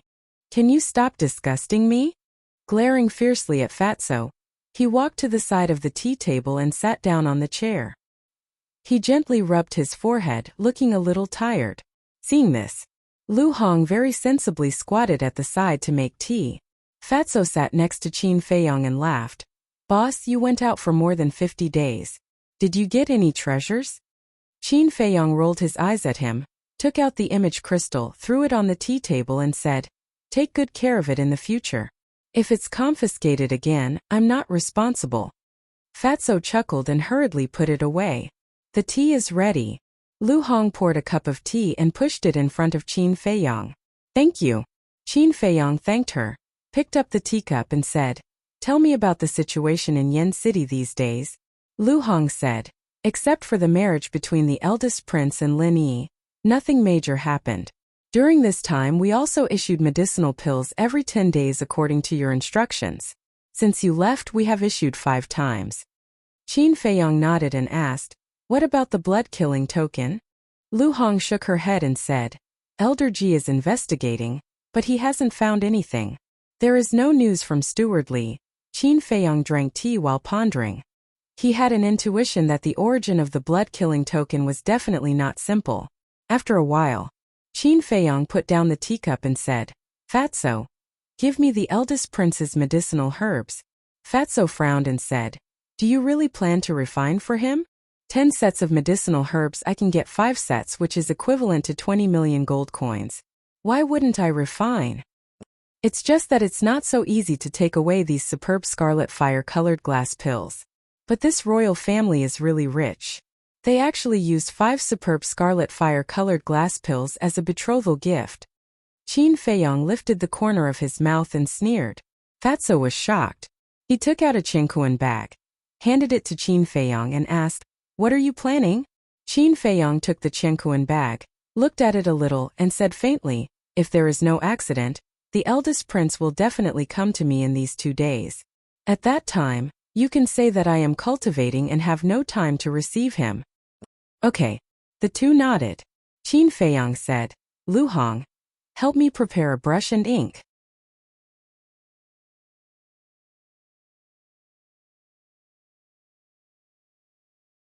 Chapter 169. After Lu Hong went upstairs, Qin Feiyong asked Fatso how's her performance these days? Fatso chuckled and said, There's no problem at all. She's probably been completely conquered by your obscene power, boss. Qin Feiyong raised his eyebrows and said angrily, Can you be more serious? Fat Lord is already very serious, okay? Fatso said, feeling wronged. Fine. Qin Feiyong stretched out his hand and said, Just pretend I didn't say anything. Duh. With a series of footsteps, Lu Hong came down from upstairs with a pen, ink and paper. She came to the tea table and neatly placed them in front of Qin Feiyang. Then she sat aside and helped to grind the ink. She looked like a well-behaved little maid. Qin Feiyang observed Lu Hong for a moment and said with a faint smile, "Actually, you don't have to lower yourself. We can get along like friends, but the premise is that you don't do anything bad to me." Lu Hong was taken aback and asked, "Is it really okay?" "Of course," Qin Feiyang said with a smile. Lu Hong also smiled, her face glowing. Not to mention it was quite charming. In fact, Lu Hong's beauty was not bad. It was just that in the past, she often wore heavy makeup, which covered her essence. Because at that time she had no strength or background. If she wanted to survive and go further, she had to give up her dignity in this way to please others. And since she followed Qin Feiyang, she no longer had to please others. She also slowly realized that she could live so easily. So gradually, she didn't care much about her appearance, which made her more charming. Qin Feiyang shook his head and smiled. He took 2 pieces of blank paper and wrote with a pen. After a while, he made 2 lists. Then, he took out his Qiankuan bag and threw it to Fatso, saying, "Take a look. See if there are any of the herbs on this list in my Qiankuan bag." "All right." Fatso immediately picked up the 2 pieces of paper and checked them carefully. Suddenly, he turned to look at Qin Feiyang and said, "Boss Qin, Fat Lord can roughly guess what this list is. It should be illusory form pills, but why can't Fat Lord understand this list?" "This is a potential pill," Qin Feiyang said. As he spoke, 2 beams of light burst out from his eyes. "Potential pill?" Fatso was stunned and asked in confusion, "How come I've never heard of Fat Lord before?" Qin Feiyang said, "Not just you, even I haven't heard of it before. Hurry up and look for it." "Oh." Fatso responded and busied himself with a belly full of doubts. Qin Feiyang pondered for a moment, then turned to look at Lu Hong and said, "I want to talk to you about something." "What is it?" Seeing Qin Feiyang's serious expression, Lu Hong could not help but become nervous. Qin Feiyang said, "Actually, my real name is not Zhang Haotian but Qin Feiyang." "What?" Lu Hong suddenly stood up and looked at him in shock. The person wanted by the royal family had actually been by her side all this time. "What's there to be surprised about?" Fatso pursed his lips and said, "You know about it too?" Lu Hong's face was filled with astonishment. Fatso said helplessly, "Not only Fat Lord knows about it, even Ling Yunfei and Feng Ling Er know about it. Only you, this fool, have never seen through it." "What do you mean?" Lu Hong frowned. "Have you forgotten about the wolf in the castle?" Fatso rolled his eyes. Lu Hong recalled carefully and finally understood. Her heart was filled with bitterness. Everyone who went to the castle had guessed Qin Feiyang's true identity, but she was completely unaware. She was too stupid. Qin Feiyang said with a smile, "Now you have 2 choices, leave or stay." "Leave?" Lu Hong frowned and said, "Aren't you afraid that I'll tell on you?" "That's because I misjudged you." Qin Feiyang smiled faintly. Lu Hong looked at him in a daze. Originally, she thought that Qin Feiyang would say to kill her to silence her. But she did not expect that the result would be such an answer. Immediately after, Lu Hong smiled and said, "I believe in Fatso's judgment." Fatso often whispered in her ear that Qin Feiyang was not a simple person. Perhaps this was an opportunity given to her by God, a way out. She was willing to bet on this. Fatso smiled and said, "Fat Lord also has times when he misjudges." Lu Hong said with a smile, "Then I can only accept my fate." Fatso was stunned, then shook his head and laughed. He gave Lu Hong a thumbs up, his eyes full of praise. Lu Hong also never expected this ending. Once, she hated Qin Feiyang. Because back then in the pill hall, Qin Feiyang slapped her mercilessly and even almost killed her. Originally, she thought that they would be enemies forever. Unexpectedly, they became friends today. It was as if the heavens were playing a huge joke on her. And Qin Feiyang was also very satisfied with Lu Hong's performance. He took out a top-grade red fire-colored glass pill and handed it over with a smile. "Take it." In this way, Qin Feiyang only had 5 pills left. "Thank you." Lu Hong took the top-grade red fire-colored glass pill. Her hands were trembling. She had been longing for this pill for a long time. Now that she finally got it, she felt like she was dreaming. Qin Feiyang said, Oh right, prepare 2 more bamboo slips. Lu Hong was stunned and asked doubtfully, prepare the bamboo slips for what? Fatso rolled his eyes and said, nonsense, of course it's to give you a perfect martial skill. Lu Hong's delicate body trembled. Her eyes were filled with tears, and her vision became blurred. A perfect martial skill, she didn't even dare to think about it before. Because that was an extravagant hope. It was impossible to achieve in a lifetime. But now, the person in front of her not only gave her a top-grade red fire-colored glass pill, but also a perfect martial skill. Was this really not a dream? Why? You don't want it. Then I won't force you. Qin Feiyang teased. Think about it, I'll go get the bamboo slips now. Lu Hong hurriedly nodded and ran upstairs happily. Fatso sighed. She's so easily moved, seems like she's quite simple. Everyone has a simple side, but under the cruel environment it was buried. How is it? Did you find it? Qin Feiyang asked. Fatso nodded.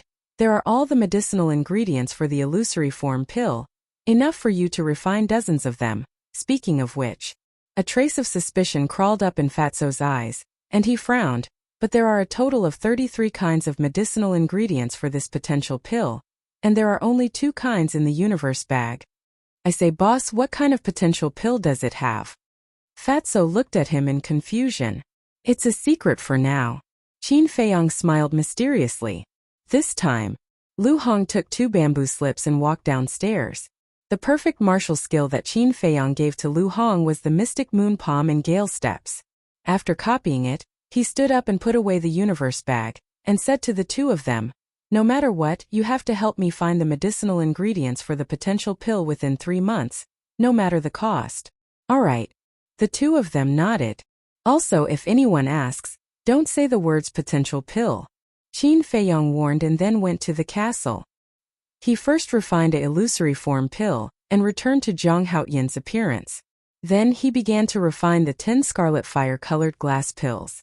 Outside, Fatso frowned and said, Qin Feiyang doesn't seem to be joking this time. When has he ever joked? Lu Hong rolled her eyes at him, lowered her head and muttered to herself for a while, then said, find a chance to go to the treasure pavilion and ask Manager Li, that's easy. Fat Lord will go find a disciple of the Martial Imperial Palace, and send a message to Manager Li. You take care of things here. After Fatso finished speaking, he got up and left in a hurry. In the evening, Manager Li came to the soothing lake. When he saw the list, he immediately frowned. 33 medicinal ingredients, he had never seen them before. He looked at Fatso and asked, can I ask what kind of medicinal ingredients are these? Lu Hong said with a smile, sorry, Zhang Haoyin told me not to reveal it. Manager Li said. Then where is he now? Lu Hong said with a faint smile, sorry, he is cultivating in seclusion and will not receive anyone for the time being. If you want to see him, I can make an appointment for you in advance. Appointment? Manager Li's old face tensed up, and he was very unhappy. In any case, he was the manager of the treasure pavilion and a war emperor. Now, he had to make an appointment to see a little martial master. What kind of world was this? Senior, you can't blame Zhang Lauda for this. He is really too busy. If there's anything, we can talk about it. Fatso chuckled. The world is really degenerating day by day. Manager Li sighed and nodded. Okay, I will try my best to help you find these medicinal ingredients, but in terms of price, Lu Hong said with a smile, Senior, we are all old acquaintances. If you can give me a discount, try to give me a discount. You really don't want to suffer any losses. How much do you want? Manager Li was a little helpless. As much as you have, Lu Hong said. Okay, do you have an image crystal? Manager Li asked. Of course. Fatso chuckled and took out the image crystal. Lu Hong also took it out. This kid is really generous. Manager Li couldn't help but feel envious. The 3 of them bit their fingers and dripped a drop of blood on each other's image crystal, establishing a contract bridge. This way it would be convenient for them to contact each other in the future. Dong! This time, there was a knock on the door. Who is it? Fatso frowned. His Royal Highness the eldest prince is here. Quickly open the door to welcome him. A shout was heard. So arrogant?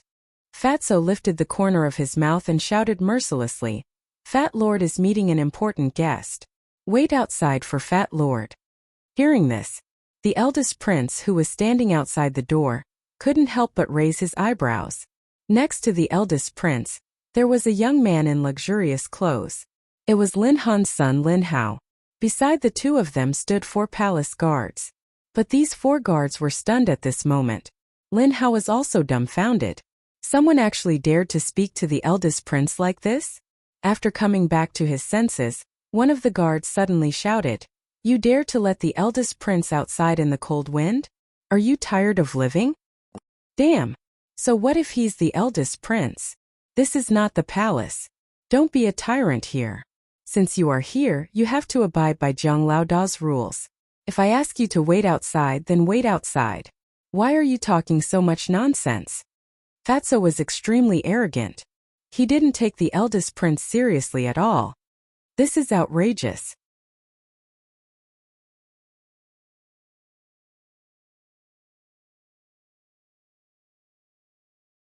Chapter 170.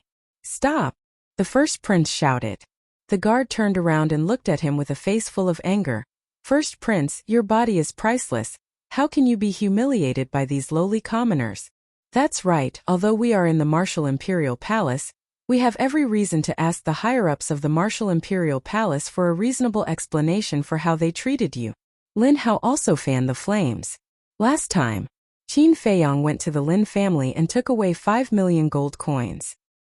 He and his father, Lin Han, still couldn't let go of it. If I say stop, then stop. When is it your turn to interrupt? The first prince said in a low voice. The 4 guards in Lin Hao's expression froze and immediately fell silent. Actually, the first prince was very angry and puzzled. From the time he met Qin Feiyang until now, he had never done anything to offend Qin Feiyang. But why would Qin Feiyang make things difficult for him at this moment? Could it be that because he could refine top-quality pills, he had reached the point of looking down on everyone? If that was the case, as the first prince of the royal family, he would definitely not let this go. In the guest hall, Manager Li was extremely shocked. Did this Fatso eat a leopard's guts? Fatso said shyly, "Don't look at Fat Lord like that. Fat Lord is not a girl." Ugh. Manager Li was stunned and directly retched. This damn Fatso was really disgusting. He didn't know how Zhang Haotian could stand it. Cough cough. He coughed and said in a low voice, "Fatso, although the first prince doesn't dare to do anything to you in the Martial Imperial Palace, if you leave the Martial Imperial Palace, with his identity and status, he has 100 ways to kill you. You'd better keep a low profile." Fatso said disdainfully, "TSK only 100 ways. If he dares to provoke Fat Lord has 10,000 ways to teach him how to behave." Manager Li's face twitched, and he had the urge to beat Fatso up. It seemed that he couldn't stay in this place any longer. He didn't want to lose control and beat up Fatso. This old man is leaving. You don't have to send me off. After putting away the image crystal, Manager Li turned around and left in a hurry. "Senior, please wait a moment." At this moment, Lu Hong opened her mouth and earnestly requested, "I hope that you can help us gather these herbs within 3 months. 3 months? Manager Li frowned and nodded. "All right, I'll start dealing with it when I get back." Lu Hong walked over and opened the door. She stepped aside and said with a smile, "Senior, take care." Manager Li walked to the door and smiled at the first prince. The first prince bowed in a very humble manner. After that, Manager Li walked out and left the soothing lake without looking back. Only then did Lu Hong look at the first prince. She bowed and asked, "Your Highness, is there anything I can help you with?" Lin Hao said angrily, "Are you going to let the first prince stand here forever? Who are you?" Lu Hong furrowed her brows. Lin Hao said proudly, "I'm the first young master of the Lin family, Lin Hao. I've heard a lot about you, young Master Lin. Now that I've met you today, you're indeed a talented and outstanding man." Lu Hong said with a smile, appearing gentle and courteous. Lin Hao became more and more proud.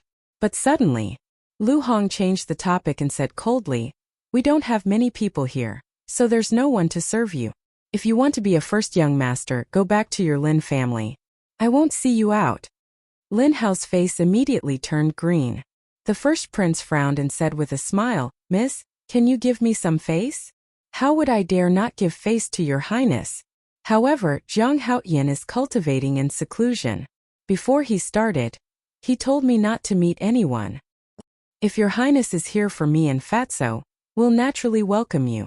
But if you're here for Zhang Haoyan, please go back first and come back another day, Lu Hong said with a smile.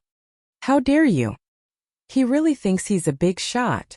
Tell him to come out immediately and kneel to greet your highness. The 4 guards flew into a rage. The first prince had lowered himself and came to visit in person, but he was rejected at the door. This was simply too much. Kneel to greet? Lu Hong raised her beautiful eyebrows. Ouch! Fatso shouted and walked to Lu Hong's side with his head held high. He glanced at the 4 guards and said disdainfully, Fat Lord, I was wondering who it was. So it's just 4 lackeys. Why are you so arrogant? In fact, no one was more arrogant than him now. Who are you talking about? The 4 guards' faces were gloomy. I'm talking about you. Can't you tell? Idiots. Fatso sneered. Clang. The 4 guards drew their swords at the same time. Oh, you want to fight? Come on, Fat Lord is standing here. If Fat Lord hides, he'll be your grandson. Fatso crossed his arms in front of his chest and raised his nose to the sky, showing extreme arrogance. I can't take it anymore. I'm going to kill you. The 4 guards were furious. They raised their swords and slashed at Fatso's head. But at this moment, the first prince took a step forward and gave each of them a loud slap. The 4 guards were stunned on the spot. They were all fighting for the first prince. They thought that the first prince would reward them well, but they didn't expect that they would be slapped in front of everyone. The first prince shouted, What did I teach you? You have to be humble and polite. Don't you remember? Apologize to them now. They were also very angry. Didn't they see Shizheng glaring at them from next door? They still dared to fight here. They really didn't know what they were doing. I'm sorry, both of you. It's our fault. Please forgive us. The 4 guards didn't dare to hesitate and hurriedly bowed to Fatso and Lin Hao to apologize. Fatso smiled disdainfully and looked at the first prince. He said lightly, Your Highness, even Stewardly didn't see Zhang Lauda just now, so we didn't discriminate against anyone. Please go back. In other words, he was saying that even Stewardly couldn't see him, let alone him. If he knew what was good for him, he should get out of here as soon as possible. The first prince grew up in the palace and had experienced a lot of intrigue. How could he not understand? But he didn't get angry. He chuckled and said, Since Brother Zhang is cultivating in seclusion, then let's forget about this matter. But I want to talk to the 2 of you. Do you have time? Fatso and Lu Hong looked at each other with a trace of doubt in their eyes. Lu Hong stepped aside and stretched out her hand. Your Highness, please come in. The first prince smiled and walked into the living room. Lin Hao and the 4 guards were about to follow him in. Bang! Fatso closed the door and shouted, Trash, wait outside. Trash. Lin Hao clenched his hands together with a ferocious look on his face. The first prince smiled bitterly and said, Brother Fatty, Lin Hao is my future brother-in-law. Do you think you can give me some face? Fatso said disdainfully, TSK. Who in Yanqing City doesn't know that Lin Yi is not his sister? Lu Hong smiled and said, Your Highness, just say it if you have something to say. A cold light flashed in the depths of the first prince's eyes. He smiled and said, Who do you think has a better future between me and Zhang Haoyan? What do you mean? The 2 frowned. The first prince said, To be honest, I want you to follow me. As long as you agree, I will let my father personally come forward to reconcile with the Danwang Hall. At that time you don't have to continue to hide like this. Poach people. Fatso couldn't help but sneer secretly. However, he didn't make a sound and paid attention to the changes in Lu Hong's expression. Lu Hong was also a little surprised, but she didn't show any expression of being moved. After a little hesitation, she smiled and said, Your Highness, I don't believe that a pie will fall from the sky. You are all smart people. The first prince smiled and said, I want you to be undercover around Zhang Haoyan and help me control his whereabouts. Fatso joked, We haven't agreed yet, and you have already told us your purpose. Aren't you too confident? Although Zhang Haoyan is a superb alchemist, he has no background and is not strong. If one day Martial Emperor Hall no longer protects him, will he have a good end? You also know that the Danwang Hall will definitely not let him go. But I am different. I have the entire royal family behind me. Even if I make a big mistake, I will be safe and sound. You are sensible people. I believe you know very well what to choose. The first prince looked at the two confidently. Fatso said, I think your real purpose is to take Zhang Laoda under your command. The first prince was astonished. He shook his head and smiled. Brother Fatty is really smart. That's right, this prince's ultimate goal is him. But you can rest assured that even if Zhang Haotian surrenders to this prince will still regard you highly. Fatso smiled slyly. Then what can you give us? Seeing that Fatty's heart was starting to waver, the crown prince's heart warmed. He smiled. Other than helping you to reconcile your relationship with the Pill Emperor Hall, this highness also solemnly promises to give each of you 1,000,000 gold coins, as well as a top-tier martial art. 1,000,000? Superior martial skill. Fatso was stunned and sighed. Your highness is really generous.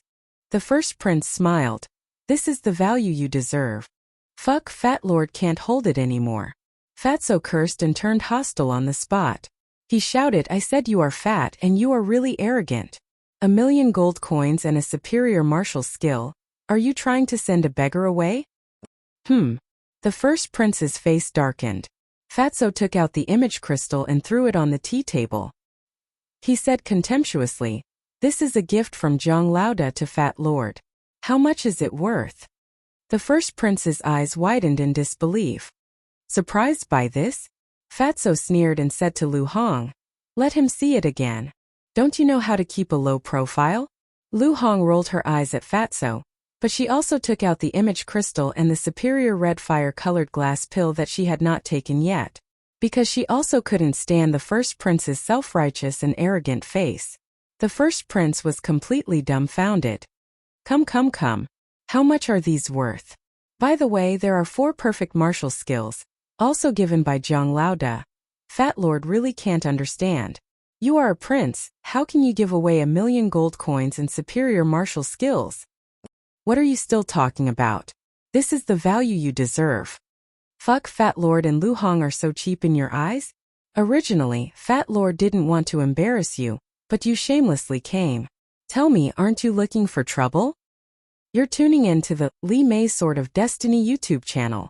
We're so grateful for your support, and don't forget to subscribe to join us on this incredible journey through captivating stories.